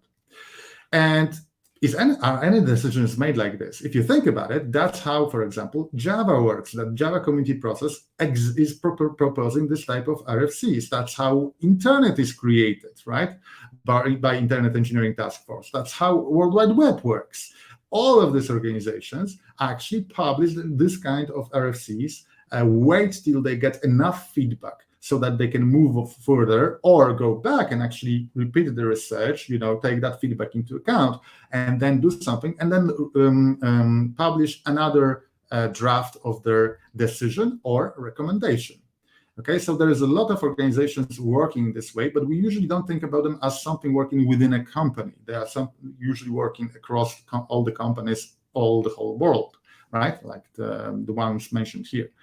So the next thing that we have to do is to have the open communication channels, okay? Which means that we were working on Microsoft Teams, so we would create basically a room there, or basically a channel there that had a room where we were meeting, and everybody who had like an idea or a question or anything could write there. And that's the speaker of the guild will be responsible for, if nobody answers your question, the speaker of the guild will find a person who will answer your question, so that anybody who's got issues will have them handled and in a timely manner, right? And then after all of that, we also publish emails, and we publish a newsletter. This newsletter explains what's going on in terms of the architecture across the whole company or across this system in particular. And then it says things like what the guild did, what the guild is going to work on next, right? What kind of request for comments do we have that we are waiting for your comments? What kinds of decisions or the architecture decision records we have written so we can read about them? Who's the speaker of the guild? How can you contact the guild and that speaker, right, directly? So this kind of a newsletter would be published every single sprint after every single meeting of the guild, so that we are informing everyone what's going on, and we are completely transparent. This is very important. That's how the CTO knows that it works, okay? Now, I've said many times that we actually provide a recommendation, not a decision about, what to use. Like with a database, we would say, okay, these are the databases we recommend because of the prices, because of the cost, because of the performance, and because how easy it is to integrate with them, and so on. But we do not recommend those ones, right? However, it's a recommendation, meaning a single team can actually make a decision which is, in contrast with the recommendation of the guild. And that's fine, because we want our teams to be independent. We want them to be autonomous, which means they have the autonomy to make this kind of decisions. But it's okay with microservices, because they are going to live with the consequences of their own decisions on production, right? This is DevOps culture. The developers are actually operating their own systems on production. That's the only way to do microservices, which means if you choose that database, if you choose this API gateway, that's your choice. You have to live with this from now on, right? So that's why these are recommendations. And quite often what will happen is, right now, nobody said anything wrong about our recommendation. But in half a year, another team will be in a situation that we didn't take into account. And that's a situation when that recommendation is actually not the best solution. So they will choose something which wasn't recommended, or which was recommended as not to use, and that will be fine in their particular case. So again, all the teams make decisions for themselves, but the guild provide the guidance, right? And the interesting thing is that we quite often think, well, that will end up with everybody making any kind of a decision, so who cares about the guild, right? It turns out not exactly. You and everybody underestimate the peer pressure that we have within the IT, right? We know we have smart people, so it's a stupid idea not to listen to them. So people actually want to find out the best optimal solution, and they want to discuss with each other so they have an agreement there, so that other smart people can verify their own decisions as well, which means we don't have those many situations when that during the 4 years that I worked within the guild, I didn't have too many cases where the recommendation would be, completely ignored anywhere. Okay. And then here's the thing. The job of the guild is not only to provide like the architecture, to get all those, researches and basically provide the recommendations. It's also a guidance to the people by helping them design their own systems, because when you have 200 people, you will have about 5, maybe 10 people who are good at architecture. But when you split them into teams of 6 people each, okay, then that means a lot of those teams will be without anyone with architecture knowledge or any kind of experience in architecture. So that means that they really need help, and they won't tell you because they have to make those decisions on a daily basis. So the guild provides this kind of a help by basically giving you books, articles, sharing the knowledge, sharing the diagrams, all these kind of things that can help developers make the decisions for themselves and help the teams make decisions. In an optimal situation, every single team, when you're building microservices, should have an architect inside of it. But usually, we don't have enough people like that. So basically, it's a role. So the whole team makes the decision about architecture, and that's fine, as long as they have enough experience, right? And they read those books. So that's why the guild has got to help them by just recommending the books sometimes even, right? So with all of that being said, another interesting thing is that when we are building a large system, right, with hundreds of people or tens of people, the thing is that you can optimize that system on a particular quality. However, you cannot optimize the system for everything. If you try too many things at once, it will be not optimal for anything, right? And the guild should actually answer the question, what are we optimizing the whole system for, right? What is the most important part from the perspective of the company? Quite often when you ask the developers what they're optimizing their system for, you will get things like, for example, performance, right? I'm optimizing for performance. Or scalability, which means I want to have 500 million users, right? Well, yeah, but you're just a bank in a single country, and that country has got 37 million people in it, and you will never need to scale above that number, because that number actually drops, because there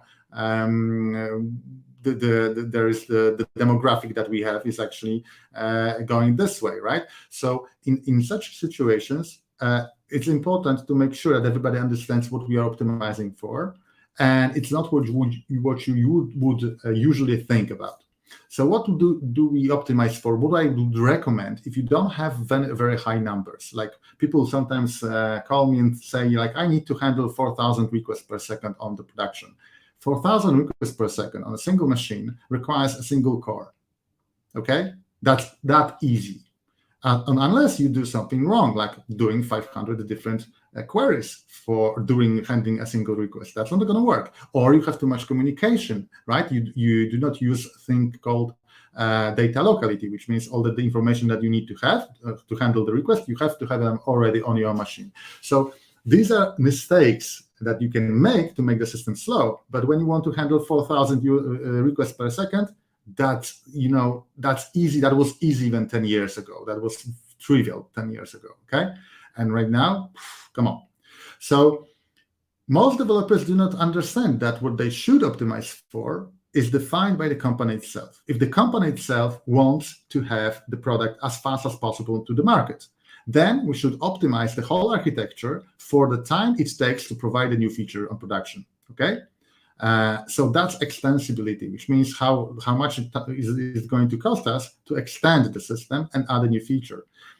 On the other hand, like quite often what we have is not enough people to implement all those features this year, for example.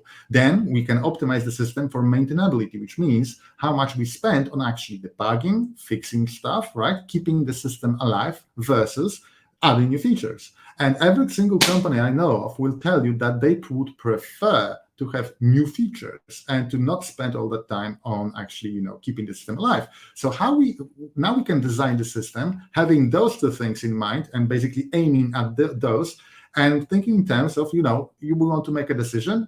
Do you want to use Apache Kafka? Cool, but Apache Kafka is actually quite complex. So how about something simpler so that your maintainability is going down? So basically, it's easier to maintain the system because you're using something provided by the cloud provider, right? Stuff like this. So the architecture guild has got to provide this kind of guidance there. Otherwise, what I usually see is a system is not optimized for anything because every single team or even every single developer was trying to achieve something completely different, right? And you can't optimize for everything. So at the end of the day, we have the architecture diagram, right? This is not a real system. This is just a tutorial example on C4. But the important thing is that we can get you the architecture diagram of the whole system because we have all the people from different teams all together. And that's necessary from time to time to make important decisions about the system. Now, this kind of a diagram, if it's large, and if you have tens and hundreds, if you have hundreds of microservices, most likely you will not need the whole diagram, or you will not need it too often, right? So in practice, what we see is that, what I see is that teams require to have their diagrams of their own microservices. Like, for example, my team had 16 microservices and about 40 different queues because that was an event-driven system, right? So that's pretty simple. This diagram is just an example, right? So that would be a huge diagram in and out of itself, right? But on the other hand, we also need a diagram that will present all the teams and their products, so basically their microservices, but we only need that about twice a year to make the informed decisions about how we guide the company or the IT in the company, right? So we would provide this kind of an up-to-date diagram about twice a year of the whole, all the microservices in the system. And each team would have their own up-to-date diagrams created and provided by themselves because you can use stuff like C4 that I would actually recommend and have the developers update those diagrams when they change features just as the part of their definition of done. Then you need to be able to validate those diagrams. Here I can just recommend talking with other people and showing them your diagrams, and that works very well because with a common sense, we will be able to fix a lot of problems. Now, it can't be automated, unfortunately, yet, but you can help yourself with web sequence diagrams because, this kind of diagrams, the architecture diagrams like C4, these are static diagrams, right? So they represent what it is, but they do not tell you how it works in terms of time. Now, so we found out that to work between those teams, when you want to have a process that touches a lot of teams, let's say charging electric car. Actually, when you're charging an electric car, there are 3 or 4 companies talking with each other, and my company also has got 4 teams when there are about maybe 10 microservices involved in basically the whole flow. So to analyze this, you have to understand how it works. And so we would provide this kind of a sequence diagrams, or we would work together between teams to have a single perspective on how the whole process works. Because if we don't, then you make assumptions based on that process, and it's completely wrong. So this kind of all these diagrams are kept within the Architecture Guild repository, and so you can reach out for those diagrams whenever you want. It's available for read for everyone, and so it's easy to find those processes and to understand how the system works when you need it, right? But then there's another problem, and that problem is with organization, and it's based on the thing called Conway's Law, right? We had that situation when the CTO of the company decided to have, what I would like to have? He said, I would like to have cross-cutting product teams. And what is it? And he said, well, I would like to have the situation so that I don't need to search for the team that is responsible for something, but I would just like to find a team that has some time and ask them to provide a feature, and they would work across the whole system and basically provide you with that feature, no matter what they need to change. And during that meeting, the whole IT department, we had about 50 people there, not the whole IT department, but about 50 people there, 50 senior people said, absolutely not. We do not agree with that.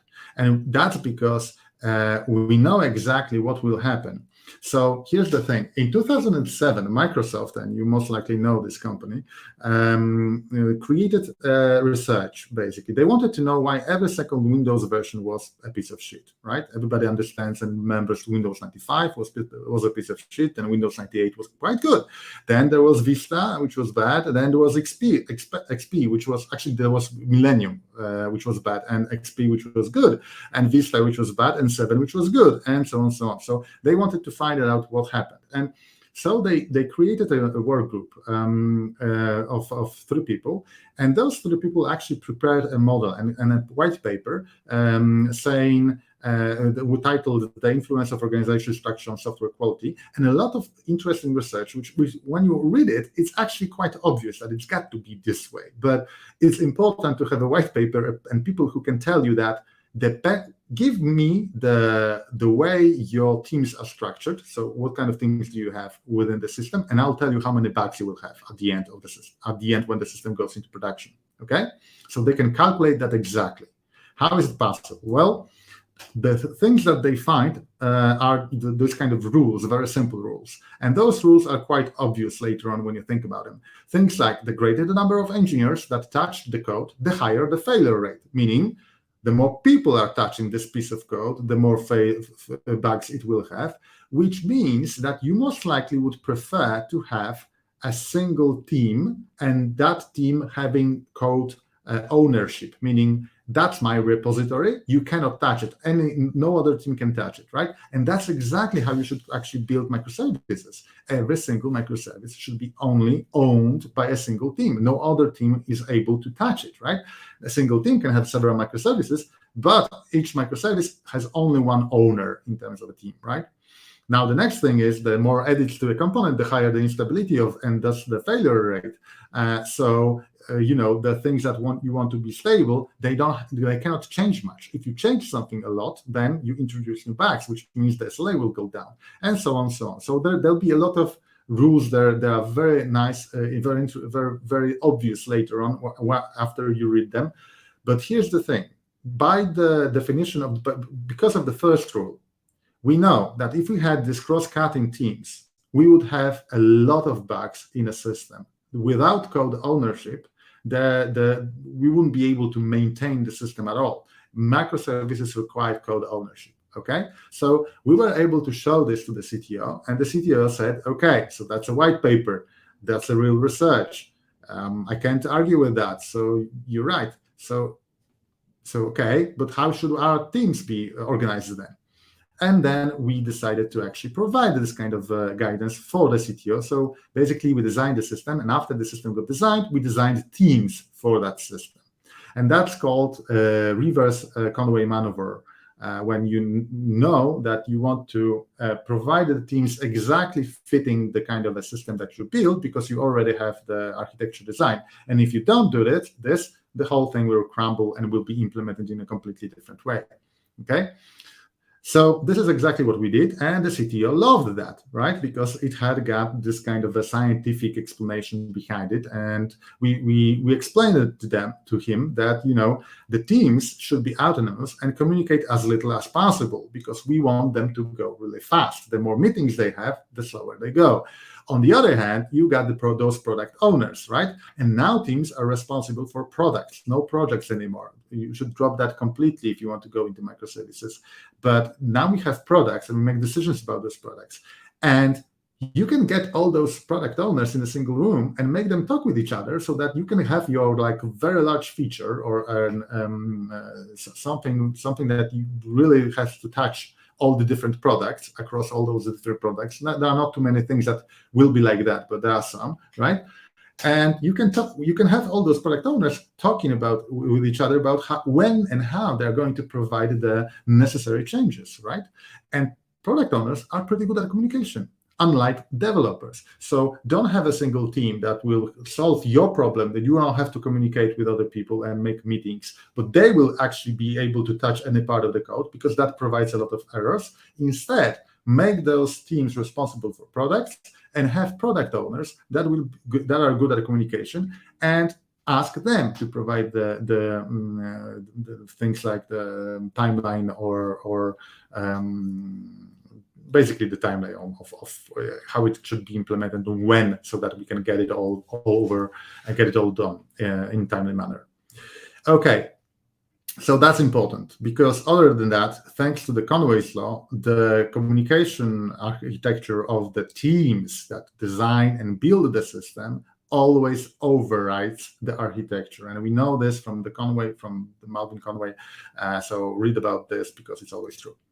Okay, so with all of this, the next problem that I see when companies are moving to microservices is that they have a problem of different cultures. You see, Simon Brown, author of Software Architecture for Developers, writes in his book that there are two types of cultures in Europe in terms of management in IT. One of them is about control and command. This comes from the UK usually.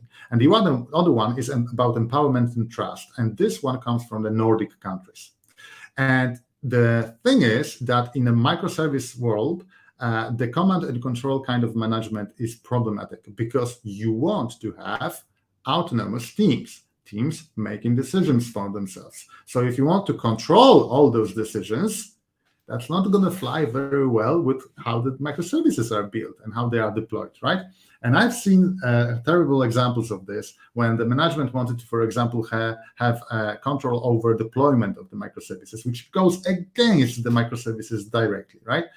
So this kind of approach is completely wrong. But what can you do with it, right? How can you explain to the management that they don't need it anymore? Usually what happens is that they want it because they had very bad experience about monolithic application and deployment being difficult and having a large impact and a very large blast radius when it actually something goes wrong. It's like if you have a memory leak in a monolithic application, the whole application goes down. Now, that doesn't happen with microservices. Your microservices, you can design the system to be resilient, meaning that if one of those microservices goes down, one function of the system goes down, the rest of the system doesn't even care, right? It might be even so that when you have an event-driven system communicating with events, even the customer won't notice, because, if the microservice for creating invoices right now is dead, you will get that invoice later on in about an hour when it's up, right? So nobody will notice that. So you have to explain this kind of things, that microservices have those small deployments risk. Don't make all those decisions in a single place. And there are other approaches as well. You can do A/B testing, automatic rollbacks, all that kind of stuff. But most of all, just relax and trust the people, because that's exactly what microservices are for, to allow them to make the decisions and take the risks that they want, and you can basically make them accountable for all those decisions and the outcomes, and that's okay, and that's exactly what we need. The next thing that happens, and that's quite funny, is that the QA kind of changes. QAs in monolithic systems quite often are just testers. There are people who write tests themselves. Or in the worst case scenario, although that breed is dying, they manually test the application, right? But that's just pointless. These days, come on, we can automate all of this. But in microservices, it also changes, because the QA not only does not write any more tests, but quite often some of those tests are impossible to do, like having end-to-end tests. When a company that goes into microservices, if they are a bank, and I actually advise a lot of banks, they usually have several environments before something hits the production. So they will have like dev test, user acceptance test, stage 1, stage 2, pre-prod, prod, and all these kind of environments, right? But with microservices, because you don't synchronize the deployment, you never know what version will be on the production. And so you have the combination of all the possible microservices in all the possible versions on the production at any given moment, which means you cannot prepare a testing environment for all of this. So you have to completely switch your mindset and learn how to do a very good behavior-driven development for each microservice, how to use consumer-driven contracts to verify communication between microservices, and how to do testing on production. So things like simulators of any kind, right? So things that allow you to verify whether everything works, because you will not be able to get any environment which is one-to-one with production. And so later on, what happens is we find out that major organizations that are using microservices usually have two environments. They have production and some kind of a development system when they just deploy just to show to somebody, just to play around, right? But it's never up to date, that development system, and that's fine, right?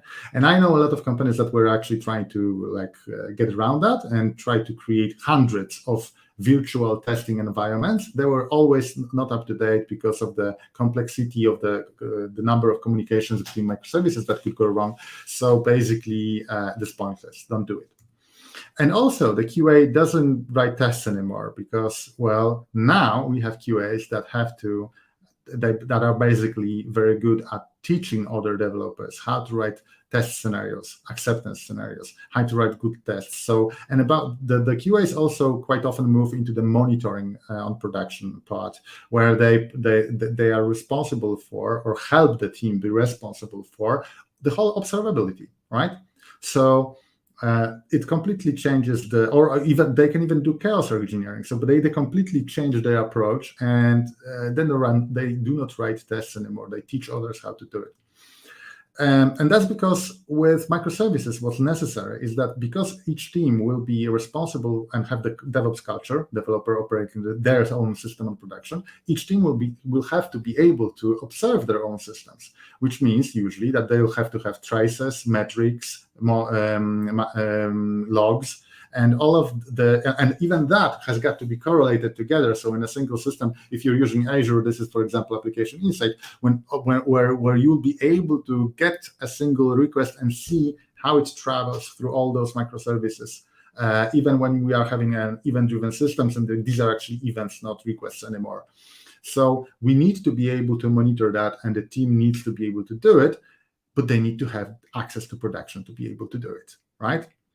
And when the team that goes first time into microservices and tries to work with this kind of a DevOps approach, what they learn very fast is that when shit hits the fan, okay, and it's 3 a.m. in the morning from Friday to Saturday, that means you have a hangover. You are tired as hell. So how about preparing yourself, the whole team, for this kind of situations by providing yourself with a README, with a list of things that you need to check to be able to say what happened. Or in case of if you have a performance problems, how about doing stress testing before and verifying what's the first bottleneck? And you have to be able to debug in production. And quite often what I see is that the teams that move to microservices are not prepared for that. They even don't have tools, don't have permissions, and basically cannot debug the system on production. So if you're not doing good logging, right, if you don't have good metrics, logging, and traces, then you will not be able to say anything about what's going on in production. You just see there's a problem, and I can't do anything about it. That's a horrible situation to be, especially at 3 a.m. So there's a completely different approach called observability to those microservices, and people have to learn it, and the developers have to learn it, and that's difficult, and that takes a lot of time, okay? And the last thing is the security risk. Like with the monolithic applications, usually the security was thought about or designed in a kind of a layered approach. Because, you had a single application, how about security network, then the libraries, then the flow, right? When you go into microservices, you can do something completely different, and you should do something completely different. Because if for some other reason that server runs my code and I'm the adversary, then that server belongs to me now. And we've seen so many attacks and vulnerabilities these days or over different CPUs that actually allow you to be able to do whatever you want with this machine as long as your code runs just for a short period of time, and with no other ways to actually protect against this. So what you can do is actually you can instead of playing the game with the security department, there is the concept of DevSecOps, or developers operating the system in production and having a security person within the team, somebody who's really good at security, right? Now, the security usually in large enterprises works as a separate department.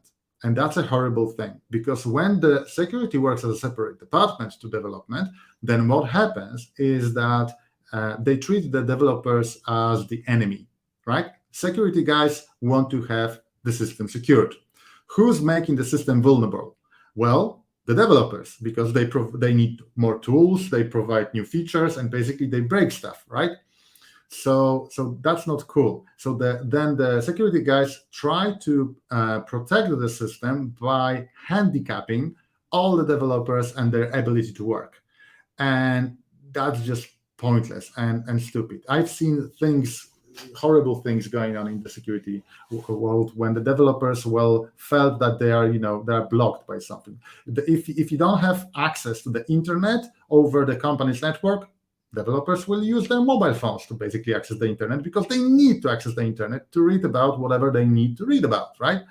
If there are dependencies that you can use, but they are only blessed dependencies, the developers will download those dependencies that they want to use over their mobile phones and put them on the pen drive, or basically unpack them and copy paste the classes. So that's called shadowing, right? And they'll be able to use whatever they want, right? And the security will never find out. If there is no blessed language, if there is a blessed language and you cannot use another language and the developers want to use it, they will actually get that language as a library, for example. And I've heard about the situation when they've actually changed that library to a GIF, so that the security mechanisms that search for libraries that you use were not scanning images, right? So they changed that. They faked an image and put the library there with the whole language. Then the system actually, when it was starting, would unpack that image and basically take the language out of it, and then start another system which is written in the language that they wanted to use. So this kind of a game of mouse and cat basically makes no sense. But if you make the development hard for developers, they will defend themselves and you're going to lose. So instead of this, what should happen is something completely different. We should have that security person assigned to the team, okay? Maybe not full-time, maybe just during the sprints, during the design phase of the sprint. So basically when we have a design meeting and we are designing new stuff, or maybe when we are reviewing the stuff, right? And that person will actually help us to provide this kind of guidance about, okay, guys, you have to protect this, or maybe you have to split this solution into two subnetworks, because otherwise the attack layer is way too broad. There are too many attack vectors here, right? So this kind of very important insights that developers don't know anything about, because there are only 5 or 6 developers inside that single microservice team. It's not possible to expect them to know everything about security, right? So with microservices, what I would recommend is actually to go with securing this as vertical slices, which means that you can think about, how about each team having their own Kubernetes cluster? That will mean we have a lot of clusters. Cool. But then if something breaks within that cluster, okay, only that team is compromised. And so when you communicate between different teams using events, like with an event-driven architecture, that's what usually happens. Then what happens is that the adversary can get access to the microservices of that single team and can't do anything else with the system, because they can only send events over the event bus. And good luck trying to hack the system over that. I still need to see a single successful attack of this kind, right? So think about splitting the security into vertical slices instead of just layers. and that's it. That will help you a lot. And it also helps with billing, because some of those teams will actually spend a lot of money that you want to spend on infrastructure, and others will not. If you give them a budget, and you have those tools in every single cloud provider to define the budget. So if you give them the budget and make them responsible for that budget, this is your infrastructure budget, that's how much you can use and whatever you use it for, they will design their architecture around that budget, meaning they won't use a database that costs too much, right? They will search for a simplest or cheaper solution, right? But if the budget for infrastructure is for everyone all together, and you have 100 people, not a single person will feel responsible and basically will eat up anything that you throw at them, right? So one last thing is that whenever people are moving to microservices, I recommended this event-based approach, or at least reading the book Designing Event Systems by Ben Stopford, who actually tries to sell you Kafka within that book. But the patterns that are described there are very good, no matter whether you use Kafka or not. But just because it's much safer and easier for companies to use event-driven systems, at least in terms of communication between teams. Whatever happens within a team, it's up to the team, right? The team has got to live with the consequences of their own decisions. But if we all communicate through a message bus, it's going to be much easier, and there'll be less problems in communication problems. And less blood shed between those teams. And so everybody should actually read a book about that and make sure that they understand what an event-driven system is, what are the rules about all of this. And unfortunately, a lot of companies are actually moving to the REST-based systems and synchronous microservice-based systems instead as a default, just because they don't know any better. Read the book and try to build that in terms of communicating between teams.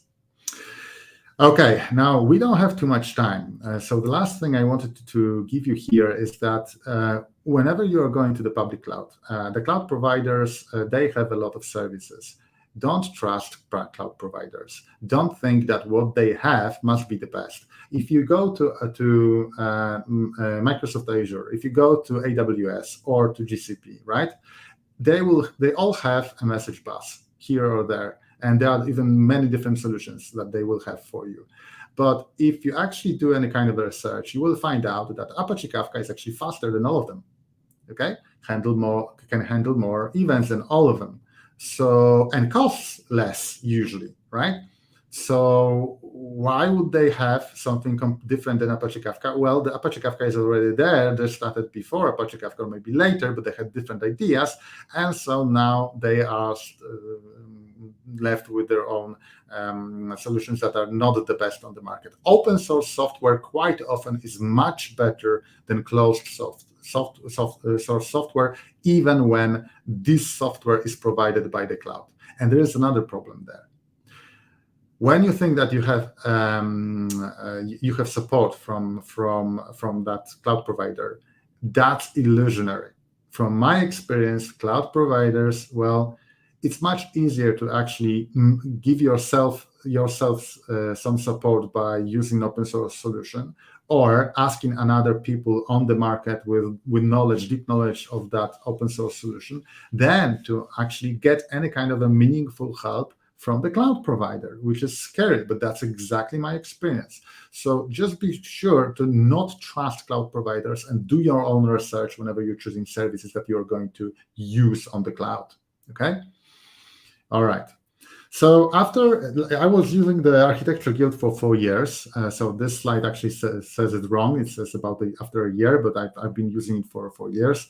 And we had about 34 contributors in the Architecture Guild, with about 60 people working in the system. So that means that most of the people in the system were actually in the Architecture Guild. And that was great. And this kind of an approach actually helped me a lot. And I think this is I like it a lot, makes your life and everyone's life much better, the communication much better, and the learning process is much better. Everybody understands the architecture much better, and it's an open approach. This is the empowering approach, where people feel that they are heard, they can make their own decisions, and at the same time we cooperate to have it all working together well, which might not happen if you have just a single person over all of that. Okay. So good luck with going to microservices. It's a really great thing. Actually, I don't think I would like to return to monolithic systems because of how how good you feel when you don't have to communicate over several teams just to get something done. And if you would like to have this, this presentation is available under those links. And I also have the repository with an like a let's say a template for an architecture guild if you would like some. So this is all on that slide. And let's see you later. Any questions?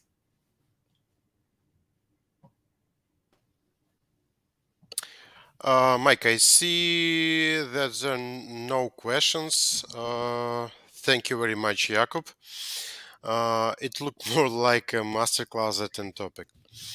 Well, our meetup sadly has come to an end. I want to say many thanks to our speakers and to you all. If you found our meetup interesting, like this video and share your impressions in the comments below. But if you want to take a look at Andersen.net jobs, you can find them by following the links in the video description. We offer an excellent benefit package, interesting projects worldwide, and a strong international team. Have a good holidays and see you soon. Bye bye.